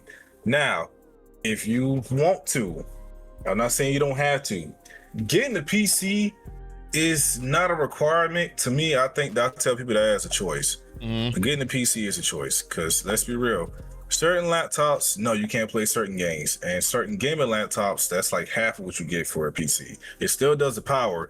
It's just that you might need to get like a fan for it, because for it to work well, it has to stay plugged up. So there's that. But if you do get a PC, I recommend you keep your PC budget limited to under $700. That to me is a good balance to do, because it may not play certain games that comes out, but with that $700 thing, that also give you time to budget what things you want to use to replace what's inside the PC. Okay, that doesn't make sense. Yeah, You're gonna need some upgrades eventually. Eventually. But at least with that, you can budget and take care of your bills, all the yada food, everything like that with that. That's what I recommend. So that's why I say my shit run on hopes and dreams, because they already had parts and stuff in it, everything like that. And it was cheap when he put it together. The most expensive thing that's in this goddamn thing right now, looking back at it, is probably the RAM. But taking the RAM out of the equation, that goddamn graphics card. The graphics card used to be the most expensive thing you give it a PC. Now it's just RAM. Yeah, that's a fact, and that's very important because as you guys know, Twitch is a live streaming service, so the quality that you actually see on your capture card is not the quality that's getting fed back to you guys on the streams. You guys are getting a little bit of a downscale version of the quality. So getting a good quality capture card, getting a good graphics card does matter because it's going to get scaled down a bit, so you want to get something as good as you can that's in your price range. Also, you do not need to have a camera to start streaming. You can take your time to show your face and everything like that when you stream it. You know, it's cool. You can just have your voice in it and then go from there. There are a lot of streamers who even do that. They just had their voice and everything. Most of them don't even got a VTuber or nothing. They just got their voice in the game. You can go with that. That's pretty cool. That's okay. Because what it does to me, in my opinion, because that's how I started out, it gives the audience a more of, they're right there in the living room with you, because they're watching from your point of view and they're hearing your voice, but at the same time, it's like they're right there with you. It's funny, I was just getting ready to ask you, was that your story when you first started out with no camera, and what got you to being on camera? Yes, that was, as you could tell from that Resident Evil clip that be popping up every time you give me a shout out. Yeah, that was me. That was me streaming from my Xbox. Like no camera, nothing. It's just my voice and everything. So my general reaction to the games I play is actually real. They ain't script, ain't nothing written down. It's what's happening right there. What we experience is happening in real time. Hell yeah. I wanted to get your 3 best practices or 3 principles that you have as a streamer that you follow by that could be impactful to anyone listening that's starting out as well. Be yourself, be positive, and no matter what, just because you have one bad day does not define who you are. You are still you. So if you feel you're having a bad day, you can take a break, and then you can get back on that horse and still ride that trail. That's a fact. That's facts. Be you. A common thing we've been hearing. Be you. Be positive, and don't let one day break you down. That's very good. That's very good stuff. Can we get a clap it up? Yeah, clap it up in the chat, man. That's really good. That's really good. It's maintaining you, but also being humble and not getting too overly this or too overly that. You know what I'm saying? Everybody's gonna have a quote unquote bad day, and I guess a bad day is defined by something that's just like against what a normal day for you would be.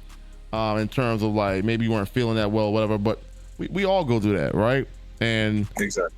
And I had to learn that too. You just move on. Like there's always another day, and that another day can be well. You should intend on being much better than the day before. That's a very good piece of advice. And I think anybody, whether even if you're an experienced streamer, can take that piece of advice, right? Because be yourself, right? Like we want to see you to the core. Be positive, right? Create a vibe that's healthy and a welcoming vibe for people to want to be in. And then don't get caught up in having when you have those days. 'Cause I even have them too. And sometimes over the course of the year where I just don't have it. Like this day is just not presentable for stream. You know what I'm saying? It's normal. It's okay. You know what I'm saying? I don't like presenting myself on camera when I'm in those kind of days. Like I just don't think it's good for anybody to, and then there's days where I had to learn where I might be having one of those days, but I gotta learn the chat can't see me having those kind of days. You know what I'm saying? Your energy is everything, and I don't want to put that kind of energy on the people watching me. So either I don't stream or I just I put myself in a position where I can't let that get to where it bleeds into the stream. So Exactly.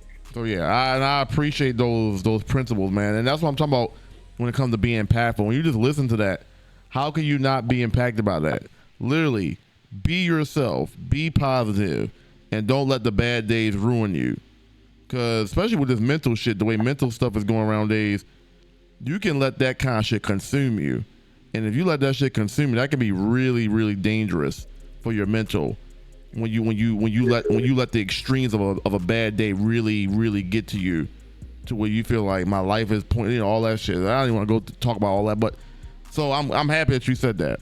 I'm happy that you said that, because that's very powerful. And considering you've been through your own, we've all been through, but you've been through your own fair share of mental stuff. That's crucial to not let things like that affect you. Don't wait till I'm gone to give me my flowers. Give it to me while I'm here.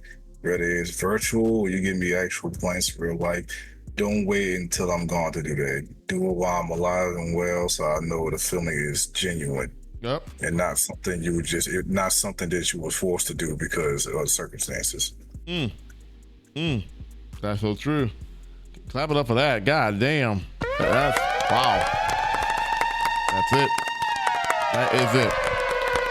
All right. Wow. Well, I mean, that's gems right there, and that's really what this is about, right? There's this. We want everybody in the community to that's into this kind of stuff, the streaming content field. We want you to feel good and feel happy about what you do. I don't want anybody to get caught up in numbers. I want people to get caught up in just having fun and just going out there, and whatever it is that you do it to the best of your ability. And we was talking about that the other day about what is your niche? You know what I'm saying? I think finding your niche is probably the crazy part. You would think it'd be the easiest part, but it's the hardest part in this content game is finding out what it is that I want to do. Because when I started off, I was a Call of Duty streamer, and I realized this is not me to the core. I can do so many things better than playing Call of Duty, but I didn't know at the time. I just thought getting on stream playing Call of Duty was the vibe. And then I realized there's so much more to me than that. And I had to discover what my niche is, you know? And then not only discovering it, but how can I showcase this on Twitch where it stands out from other people? And that requires a lot of soul searching, but it's fun. It's fun discovering what you're good at and how can I present this on screen to where people can enjoy it. Because that's really what it is. Like, these vibe sessions is literally what I would do if the camera was off. I literally turn some music on, get in my editing bag, smoke some weed, and just vibe out and just get some work done. I was like, all right, well, you know what? That's what I do. That's my vibe. Let me try to bring that on stream. And then what happens is people see, they can feel and see this is you, this is your vibe, and then they get immersed in that because why? This is what you do. So it's literally bringing what you do on the camera.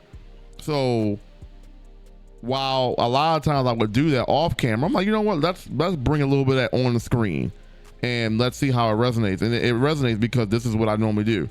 So finding out what your niche is, and then not being afraid to showcase that niche, and just be okay with this is who I am, this is me, and how it's received is how it's gonna be received. But at the end of the day, this is me. And so I think that's a big part of it. In the discovery process is really discovering who you are and what you're trying to do, along with keeping it positive, you know what I'm saying, and not worrying about the bad things. I think all that blends in. So thank you for that, Elite. If I become a streamer, I'm definitely going to be a weird one. Yeah, listen, if and the crazy part about it, not even crazy, Web Queen, if that is who you are, there one thing I've learned is there's a what's up, Julius? There is a market for everybody. So if you think you're weird and you know what I'm saying, and you know whatever, and first of all, being weird is a great thing, by the way. Being weird is different, you know what I'm saying. What's up, Julius? No, I know her in real life. She's very cool and weird. The way I resonate with weird, so that's how we get along very well. Yeah, not in the y'all know what kind of weird I'm talking about. But yeah, being weird is a great thing, because being weird is something against the status quo, against the grain. You know, being weird is you're gonna see something different because it's not my birthday yet. Julius. Happy birthday, Elite. No, it's not. No, it's not Elite. It was my birthday, but it's my birth month now. But no, Elite does have a birthday coming up though. Yeah, I don't know if you want to. Yep, and I still don't know what the fuck to do. I'm just being for real. It's crazy. You must have. I was just asking you what you intend on doing, and I do not know what to do. What did you do last year? I think went out to dinner, and that was basically it. Cause like when it comes to me and everything like that.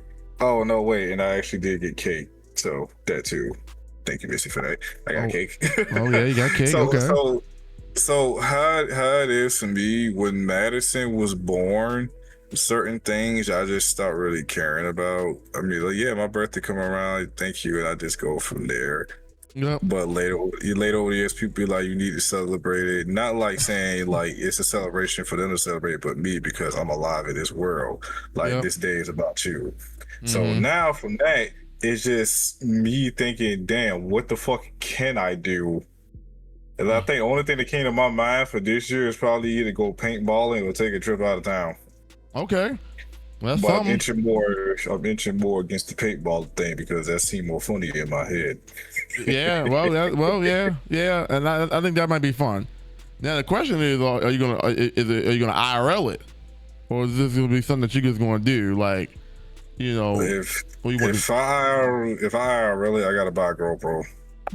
I gotta buy that. Okay. Because you know they can sustain damage. Because I did paintball before, and I'm gonna tell you now that shit do hurt. It definitely do. Protective gear.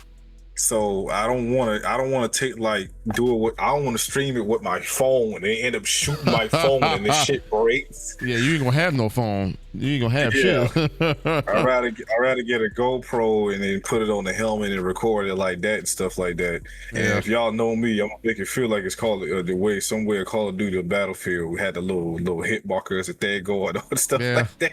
Yeah. I've been paintballing one time and I was like, yeah, this is it was fun, but yeah, you it's a stinger. You're gonna feel it. Okay. Well, something to think about. You know what I'm saying? But listen, I hope you have a great birthday and whatever it is that you decide to do. And like I said, it's still early. Maybe some plans will figure it out his way. That's how I was with this. I didn't want to overthink about what I was going to do. I knew I was going to stream. I know every birthday I'm going to stream. The real question is, am I going to be doing anything else outside of the streaming world in IRL? But I knew I was going to stream. And even with that, I always be like, I'm not going to sit here and overthink what I want to do. Every birthday stream, I tend to overthink about what I want to do. This year was pretty simple. I said, I'm just going to make it vibey. Just make it as vibey as I can. Something I would normally do, but just maybe enhance it with a couple more features. But there's no reason to overthink this. It's your birthday, whatever. People already enjoy your vibe for what it is. So all you got to do is bring that. And then the added benefit of the birthday will enhance the vibes. And I was like, all right, you know what? Let's keep it simple. Let's keep it black and white. And let's not overthink this. And it just became what it was. And I'm very happy with that because the last like 3 or 4 years, I've always overthinking trying to do too much. And I realized, you know what, it might be just better just to keep it simple. It's still effective. I just realized what the hell I can do, and I saw that fucking commercial. There's a VR station not that far from here where I live at. I might go and check that out. Okay. Like a full immense and game and everything I might check that out. We may have an idea for what to do for my birthday. that would be your first time? Yeah. That'll be my first time using the VR setup like that. I think the last time I ever did it was I went to Atlanta for a tournament. Yeah, it's open. Went to Atlanta for a tournament and it had one at I think it was Andretti's. Yeah, it was called Andretti's at the time. Okay. Now the thing they had, you get a haptic suit. And then you be on the spear and shit, and had to run from that. And like my funny memory, I remember the teammates I was playing with, he slipped and fell because we was playing Phasmophobia VR too. That's what he made it bold. This motherfucker slipped and fell on the day. Oh hell Like we just heard it. And what made it funny because he ran past me, and like I'm feeling the feedback. Like, what the hell you running from? The whole ass We just got in the house. And whole ass fell. God damn, that's crazy. Yeah, I mean that's memories, right? I mean, that's I don't know. That's fun. That's fun because it's fun because you still remember it. Like it's still a piece in your brain, like shit like that. You should try it, bro. You should try it. Yeah. One thing I've learned this year is about I have been doing some things differently this year overall, and I'm seeing the benefits of this trying out some different shit. You know what I'm saying? First, there's been a lot of first times for this, a lot this year, and so hey, you might have to venture into it, Elite. You never know. You know, it came to your brain, so it might be something that you might have to actually go out there and try it out and see what happens. Exactly. You know what I'm saying? It sounded Miss Missy for it, so you know what I'm saying? That would have been a good play for streamers. That'll be if she up for it. That'll be a goddamn surprise because I told her VR headset can give her a headache. And Sosa let me use his VR headset when I was down there, and I was like, oh, this is a different experience. But it feels like being high. That's what VR feels like. It feels like now I was already smoking weed, so you put a VR Oculus on, and it feels like you're on shrooms. That's what it feels like. It feels like I'm in a whole dimension. It feels like my brain has been removed from my body, and my brain has been taken somewhere. That's what VR feels like, and it was a great feeling. And so yeah, definitely might be something that you wanna try out. But I had a blast. You know what I'm saying? I don't know if I would buy one. You know what I'm saying? But I ain't gonna lie, I did enjoy the experience of it. I think the only VR I said I was gonna buy was gonna be for the PS5 if I ever got one. Because it was compatible with PC, and I think there was like 3 games on the PS5 VR I want to play. I know one of them was gonna be Resident Evil 7 VR, and I was like, you know what? People already laugh at how I'm playing it in a first-person view. Let me get this bitch in VR and see what I can really work with. Yo, Sweets B and Brock D, welcome in. How y'all feeling today? Welcome in. We got Elite on the podcast. How you feeling, Brock D? Welcome in. You should definitely try it out. And speaking of shrooms, I just want to mention that might have been a turning point last year. I got some shrooms. I had some shrooms last year, and I don't know if you've ever tried them, but boy, oh boy, it had my brain hasn't thought the same way since I took those shrooms. I don't know what about it, but them shrooms had me thinking about life in a totally different light, and I'm so glad I took them because I start seeing life in a different perspective, and those VR vibes give me the same impression. So you definitely should just see what it's about, and I'm definitely looking forward to hearing your experience if you do try it. I have heard of other people say the same. Yeah, seriously, that's probably part of the reason why they're illegal. Because you know what I'm saying, you know anything that expand your brain is anyway. But yeah, I took those shrooms and I was starting to have visions. I started like looking at life in a bigger picture, and I'm like, oh shit, like it really does expand your brain. You have visions about things. You start seeing flashes of things. I was like, whoa. And so I hopefully I can find, the problem is finding some shrooms around here, but hopefully I can find some shrooms again. I definitely want to take another trip, because you know, for a person like you who has and I take mushrooms anyway. I just don't take the magic mushrooms. I take mushrooms regularly, lion's mane and a few. I have a multi mushroom supplement that I take. Actually, I don't even been taking much lately, but you should. I don't know if you're into that kind of shit, but they definitely, magic mushrooms definitely are magical. And for a guy that has ADHD, it got my brain thinking. It can feel a little overwhelming at first because you're trying to figure out what is this, but I think it'll really like, I don't know. I guess it's different for everybody, but it settled my brain down to a point where I can see life in a slower pace and really get the full scope of what it is that I'm supposed to be doing myself. And I think that combined with getting older, I think you add all that together, and I think that's what it was. But Might be something to venture into, but anyway, the VR feels just like I was on a shroom, so you'll probably enjoy yourself. So definitely. I'll probably be on the ground. Yeah, everybody different. Like they say, you have to be around people. You have to be around good vibes, like because the shroom will take on whatever vibes you're around. So if you're around good vibes and good people, the shroom ain't going. You're not gonna have one of those trips. Because people always say, yeah, you're gonna be freaking out and all that shit. It just depends on it just depends on the vibe, bro. Like if you're around that kind of vibe, then yeah, it could go left. But that's the same with alcohol. Like I don't be acting crazy to the point where I'm like dangerous. You know what I'm saying? Like it just depends on the vibes you're around. If you're around good vibes, the effects of those things are going to be beautiful. Mushrooms help you understand that human beings aren't the only living aspects to the world. They help you dissolve your ego, which is very crucial. That is true. That is very, very true.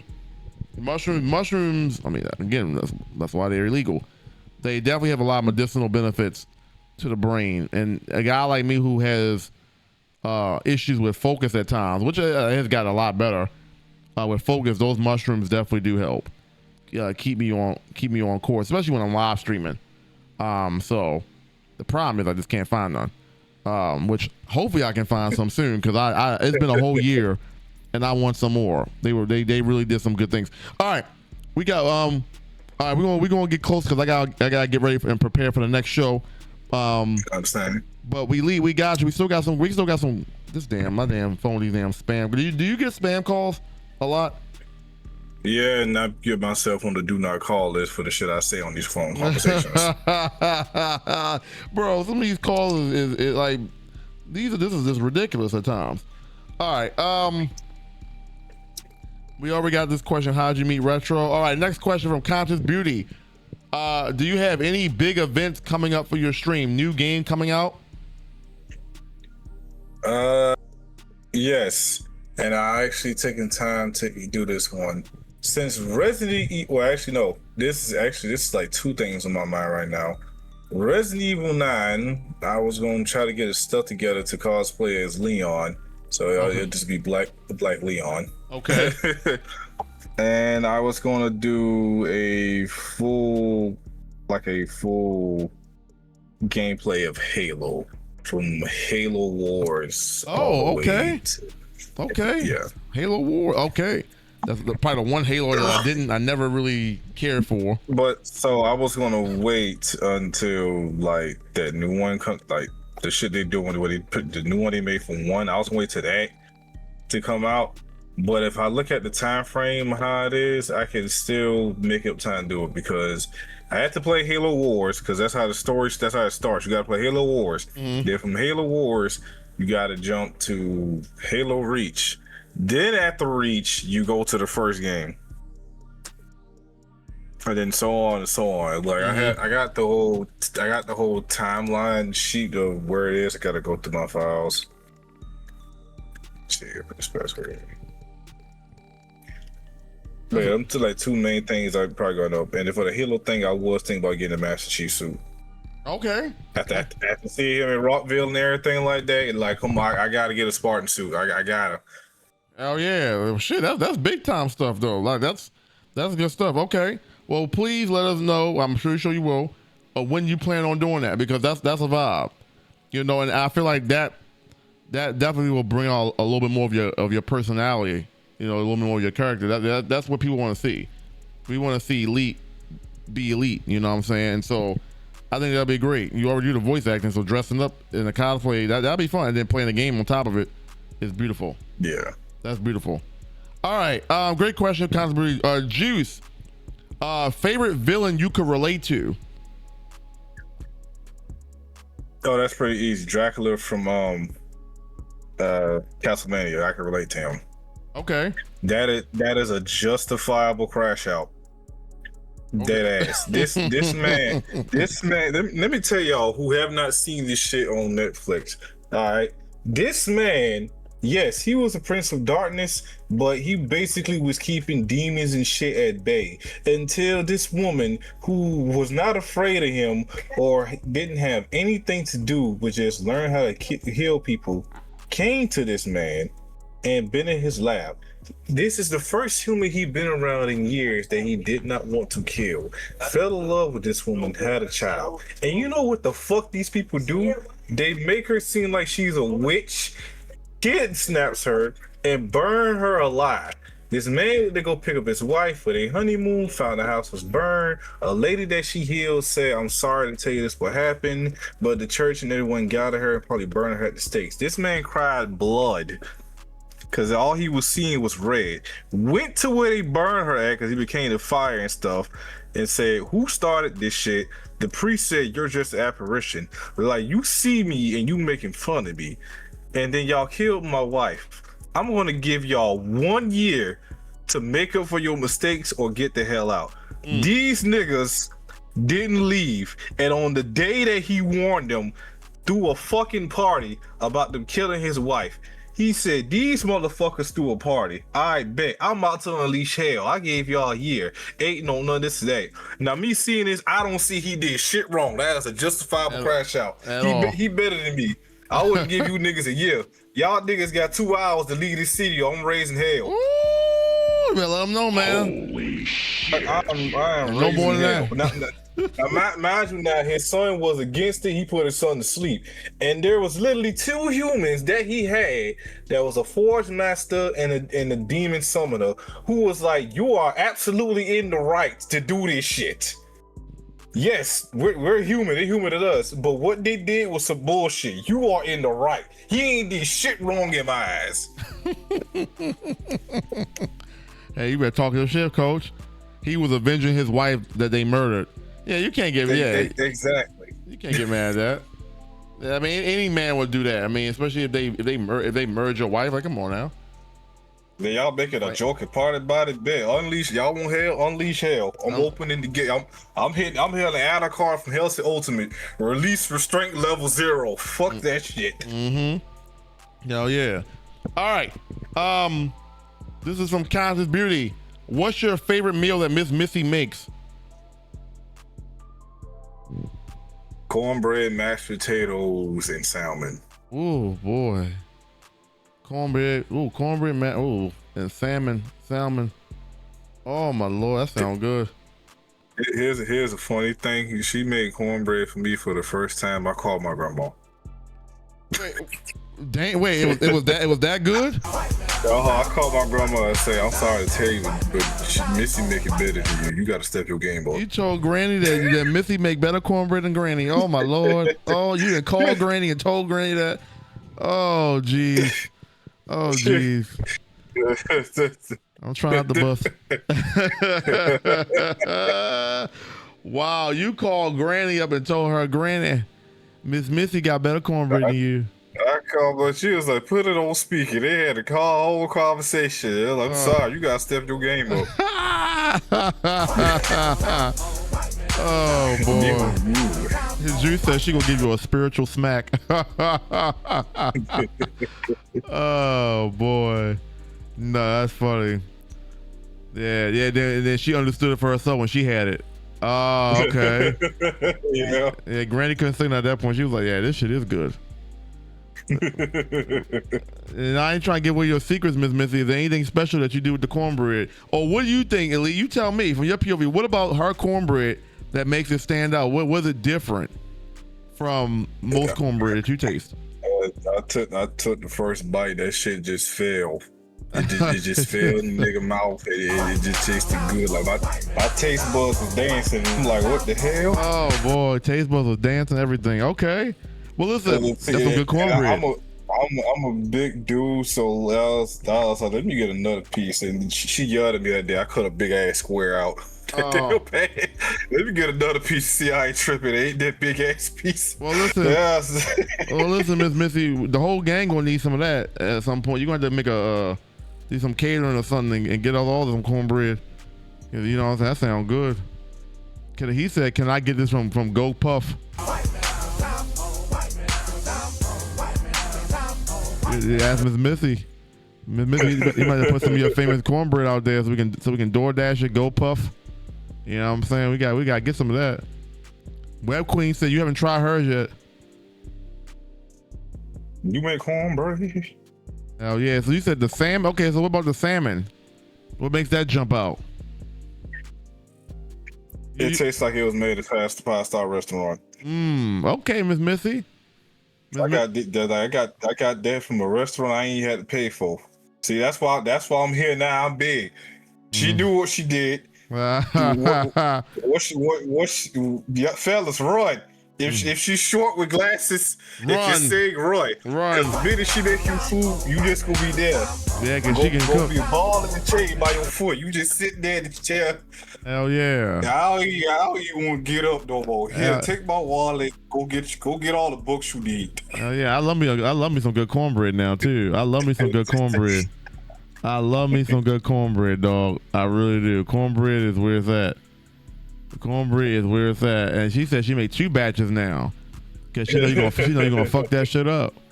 Exactly. You're gonna fuck that thing up. Okay, well, Miss Missy, I do have a story to share with people and she know this stuff like that. Do not be surprised if y'all invite me out to a restaurant and see how I eat. I eat for 3 people. The reason why. Yes. Okay, go ahead. Go definitely explain. So to explain this and stuff, Missy, family, they never see me eat with them. So I think it was like a brunch restaurant we went to, and like this is the first time they see me eat, and they just thought, I was hungry because I did a 12-hour shift. So I had got me some shrimp with waffles, and this was 3 meals too. First meal was double waffles. The second thing was shrimp and chicken, and the third thing was like the deluxe hash brown. They just thought in their mind because I did a 12-hour shift. No, it wasn't until her father's birthday that I ordered 2 entrees. God damn. God damn, 2? Yes, I ordered 2 entrees that night, and they was like, damn, are you starving? But like, nah, this is how I eat. What's up with the entree, the size, and the drink? 2 entrees? God damn. Entrees, I can eat. God damn. You ain't lying. 2 entrees, Miss Missy. How was your face looking when you seen this for the first time? When you found out he eat? Yeah, he hungry. I'm seeing. God damn. She wasn't even shocked. she wasn't even shocked. No, she wasn't. She said, I'm used to this now. Okay. Well, no, cornbread is amazing. I love me a good cornbread. And you said salmon, cornbread, and mashed potatoes. Are you a big mashed potatoes guy? Like what about? Yeah, I'm from the South, so yeah. Yep, makes sense. So that'd be that's like a southern dish you'll have and everything like that. She said he turned down. I felt that. Okay. That's funny as hell. Where we at here? Hold up. This questionnaire thing got all over the place. Hold on. Let me refresh this. How did everything get moved around like this? We got your favorite meal. Okay, we got that. Do any big events? Favorite villain? Favorite food that Miss Missy makes? Next question we got is, where do you draw your No, I think we read that already. So some of these questions got mixed around a little bit here. Forgive me here. Let me see. New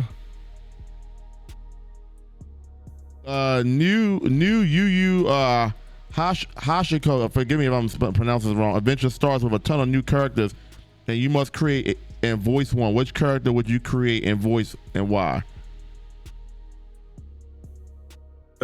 Probably Kuwabara, because he gives off he gives all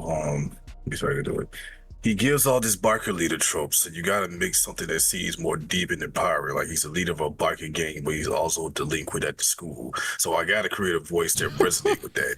You can understand me. You can feel my aura of how I am. Even if you see my Yakuza tattoos, you'll understand that I'm still here. I'm still a medium in this world. So I can understand, I can sense the other spirits while also using my spirit sword. Okay. Okay. Well, who's that? Who has that? Juice? That's a great question about Juice. Okay. Yeah. Okay. You Hakushu. Okay. Yeah, you can say it like that. You Hakushu. And then me, the voice I just did would just be how I have him sound, because I can't really implement the original voice actor, but I can throw my own twist to it because that's how he sounds. That's how I wanted him to sound. Mm-hmm.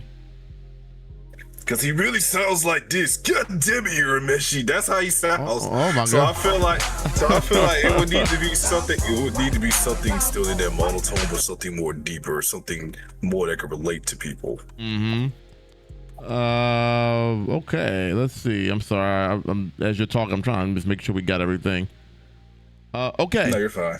Okay, I think we got all the questions. Okay, so then now, talk about where they can find you. For the link that we sent you, got all his social on there. But talk about where you can find you. Anything got coming up in the near future, and why should they come to an Elite stream and watch your content? All right, for those who want to follow me, like I said, Retro has a link right there. You can find me live on Twitch. I'll try to make a schedule, but for now, it's random. There ain't no guaranteed stream today. My Xbox has an update in a few of my games, so ain't no stream today. But there will be a stream tomorrow. Okay, so make sure y'all hit that Twitch. I'm back to making clips of content, so please make sure to follow my Instagram, where it will be there first, right there on the screen you see, and my TikTok. I will be back posting on my TikTok. For my Twitter, I'm going to use that to promote my whether I post something in streams more, because I barely be on Twitter. But since I got it, I should use it. Even though Twitter is called X now, I'm still gonna call that blue goddamn bird and not the Naruto song. That's a fact. That damn blue bird, damn calling some damn X, calling them damn X is garbage. Please follow me there. And the reason why you should come to an Elite stream, like I say, I am a chill, understanding person. And not because I'm a Cancer. I just want you to come to my stream and unwind. You had a rough day. Even if you cooking or some stuff like that, you can have me on in the background and just laugh at what we doing. Whether we playing a game that you enjoy and I'm being bad at it, or something that you think I'm good at, you be like, oh, so that's how you be at that level? That type of shit right there. Like when you come to an Elite stream, you feel like you're in a live studio audience. That's how I feel like. It's like every new game that I stream is a new episode, and you're right there front row and center, and you're interacting with me in the chat, because I do read chat and interact with the chat. And sometimes I might have guests on my stream. It may be the Dingy Boys, if y'all know. You got Big Dingy right here, which is me, and then I'll have Full Dingy, Electric Dingy, and Spicy Dingy. So the Dingy Boys might be around there, everything like that. So if you're into shooters, come here. Racing, anime, platformers. Miss Missy. The Dingy Boy. My Dingy! Oh, Miss Missy's like, oh, jeez. Oh, boy. Okay, bet. So there you go. You know what I'm saying? And listen, we appreciate the time. I feel like we need a part 2 to this. I definitely feel like we need a part 2 to this. So definitely want to get you back on the podcast at some point. Because this was great. I enjoyed it. Did y'all enjoy it? Clap it up for Elite. Did y'all enjoy it? I really appreciate you having me here and everything. Like this is new to me. This is real new to me. I never did a podcast before, but it still gives me a way to, like, people get to know the real me, because I am a different person off stream than I am on stream. How you get on stream now is, yes, me very welcoming and energetic. You get this, but like I explained earlier at the beginning, I'm really like this. It's quiet. I just be chill. I listen to my music because I have a different taste of music. I watch my anime and be in my pop culture. I'm very relaxing and stuff like that. I do stay out the way of the drama sometimes when I'm in my chill mode. I do bring in my streamer persona. And there's nothing wrong with it. That's you. But normally I'm just relaxed. If you see me, if you in my Discord, you see me in my Discord in one of my channels, I'm just sitting there vibing and just playing what I play. You got a game that we have in common you want to play? Shoot, come on, let's go play together. That's how I am. I'm very welcoming. Hell yeah, and we love that. Was that, before we get out of here, was there one thing that we didn't talk about you that people should know about you that we didn't talk about, or maybe just didn't know in general? The way I did remember said you was gonna make a joke about to me to explain people what it's like being in cancer. Oh yeah. Well, you know, I'm surprised Golden Raging here because she always asks that question. What's your zodiac sign? Do you like your zodiac sign? All that shit. But yeah, go for it. All right, so I'm gonna be real with y'all. I have mixed feelings about my own zodiac sign. I'll be real with y'all because it's split into two dynamics. You have June cancers and you have July cancer. And I'm gonna tell you now, July cancers are better than June. But the reason why I hate my side is because we're emotionally available people. So if we know you, if we feel like something wrong out of your routine, we're going to try to ask and figure out the problem and see if we can help with the problem. Even though you tell us not to, you're someone who we care about. So if we feel like it's our duty to do that, while we try to fix our own problems, so like your problem become more important than our own shit we're going through. There's that. But if you're looking for an emotionally intelligent man, because some people out there looking for that, or vice versa, wherever, however you feel, whoever you're attracted to, listen, your boy don't discriminate. Who you like is who you like. Happy Pride Month. That's how it is. I'm an open person, so right. Yeah. Okay. So that's my take on that. Being in cancer is like it's a Rubik's Cube of emotion and just being in the background and being there. That's how it is. Just take a Rubik's Cube you try to fix. Because if you try to understand us, good luck with that. Yeah, you know, it's funny. I forgot what the word was. I was looking at this a lot when I was down Sosa House about people. I forgot what you call it, people who attach themselves to other people's situations, traumas, or whatever. I forget what the word is called. But I'll just use it in a general sense, a sponge.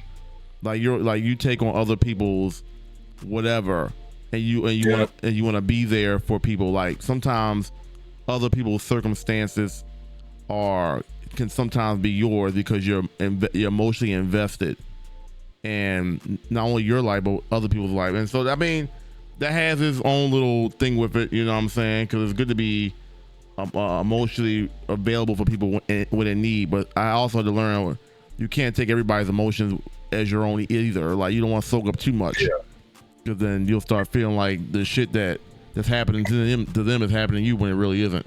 But I do like that about you. That definitely seems to be an investment about other people, and honestly, that's what the gang we stand for is, of course, being unique, being individualistic, but also being available for people in need and feeling like there's a space here you can come ask questions and be you and get the answers or just catch a vibe, or you know. So I fuck with that, you know, and there's nothing wrong. There's nothing wrong with that at all. Because to me, we all family. Family is not only blood; it's the people who you meet along the way. So we're all family here. Yeah. I mean, I've been told in a lot of cases, some people's Twitch family is definitely more. They're more connected with Twitch than they are their real family. And so, you know, I'm not trying to take nobody away from their family, but I'm glad that we have a space here where people can feel like this is their family, their virtual family. And so that's good to know. And I'm glad that you have those principles. And that's good to know about you. That's part of the reason why this vibe has been what it has been for a few years now. I like people who do have an investment in other people and not just themselves. I think that goes a long way because you really can't evolve and advance. I mean, I know I'm not the most people person ever, but I do understand people. You need other people, especially in a healthy sense, to really grow and take yourself to the next level. You can't do everything. Exactly. You know, you can't do everything, and you do need people around to be able to grow and be impacted. And like I said, there were a lot of things you said today that were very impactful. And anybody ears who are open to receiving that impact, you've heard a lot of great things. Be yourself, be positive. And don't let the bad days really ruin you. Was really one that stood out to me heavy because there's been so many times where I've had a quote unquote bad day, and it's like, it's not the end of the world. Tomorrow will always be better. Will always be another chance to really make amends for the day before. Be positive and just be you. I think the be you is also the big one. Because what I really learned with this current day and age of people, everybody is trying to be like do the next trendy thing. And for me, I've always had tunnel vision in terms of focusing on what I'm trying to create. I'm not looking at the trendy stuff. I'm looking at what can I create.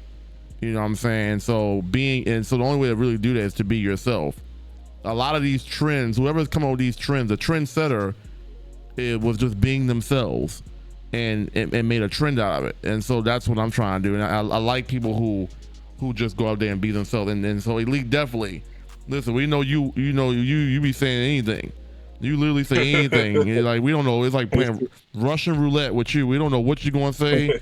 We know it's gonna be something crazy, but at the end of the day, that is you. You have established what your personality is, and at that point, like I said, it just gives us a chance to give ourselves the opportunity to say, do we want to fuck with that or we don't? But I like that you present yourself as you are, and then, you know, people that still be around you, they fuck with it. If they don't, you know what I'm saying? So thank you for being you. I think that was probably one of the most impactful messages that you said a lot of great stuff, but that was definitely one that hit me. That's why I had fun with this, because I just want to go out there and just be me. And when I'm watching other streamers, I can tell people who are having fun with this. The view count don't mean shit. I can tell people who is just having fun doing what they're doing. And you definitely are one. And I feel like you can even be even more. You tap in with some of these other things, you talk about earlier with the cosplay and maybe a possible IRL. Do some things to spice it. I think people can definitely get more invested in you even more. So, and tap into that more into that commentating bag. You play WWE, definitely do some, what I'm saying, I used to do back in the day. I used to turn that commentating volume off and commentate myself. And that's what I'm trying to do with these MLB. I'm gonna be I don't even keep the announcer audio on anyway, but practice on commentating games, and get into that role of stepping into, if this is what you want to do, then start taking some practice steps towards it. So I'm gonna start commentating more games. I'm gonna start watching other people's streams and commentating, just to get in better practice. That's one thing I've learned about this year big time, is that this is the year of just doing different shit, just flowing with different shit. Like, there's been a lot of things I've done for the first time, or and I'm realizing how beautiful it is to just take a leap of faith and just try something that you've never done before, instead of doing the same thing you always do. So, that's just a testimony from me. You know what I'm saying? I would definitely encourage you to, when it comes to content, you're doing great. Step out and try some things you've never done before, and really just see where it goes. I think people can appreciate you trying something different. You know what I'm saying? Like, people, if there's a level of respect for somebody who gets out their comfort zone and tries something different, at least for me, there's a level of respect there, because a lot of people get comfortable in just staying what they've been comfortable with and not trying something different. And I was one of those people too. So yeah. So anyway, thank you, Elite. And this podcast episode will be on Spotify, Double R Show. If you guys have not had a chance to go follow the Spotify page, I am going to drop that link in the chat real quick. And here it is. Here's some of it. Booyah. All right, so go ahead and check out this episode. Will probably be uploaded on Spotify, if not tonight, tomorrow. So go check out the Spotify. Join our Discord. Yep, thank you, beautiful. Join our Discord if you have not done so.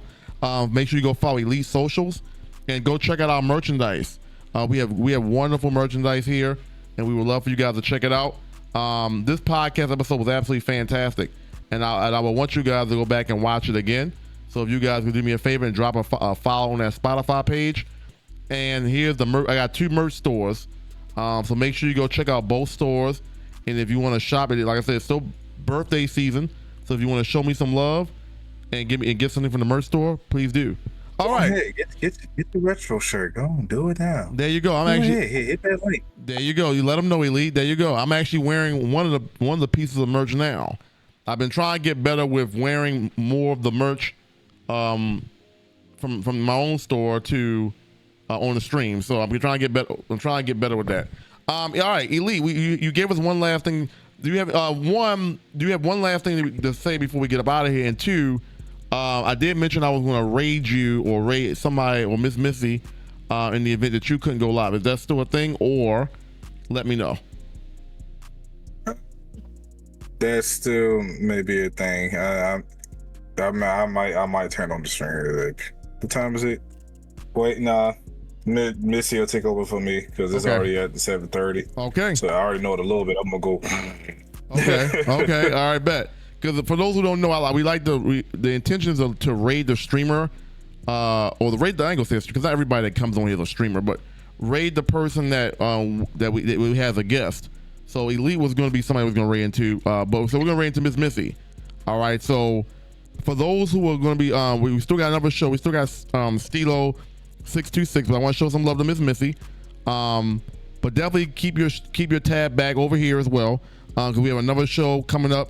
Probably gonna be like another 25 minutes with Stilo. All right, so stay tuned to that. But Elite, is there any lasting words that you want to say before we get up out of here?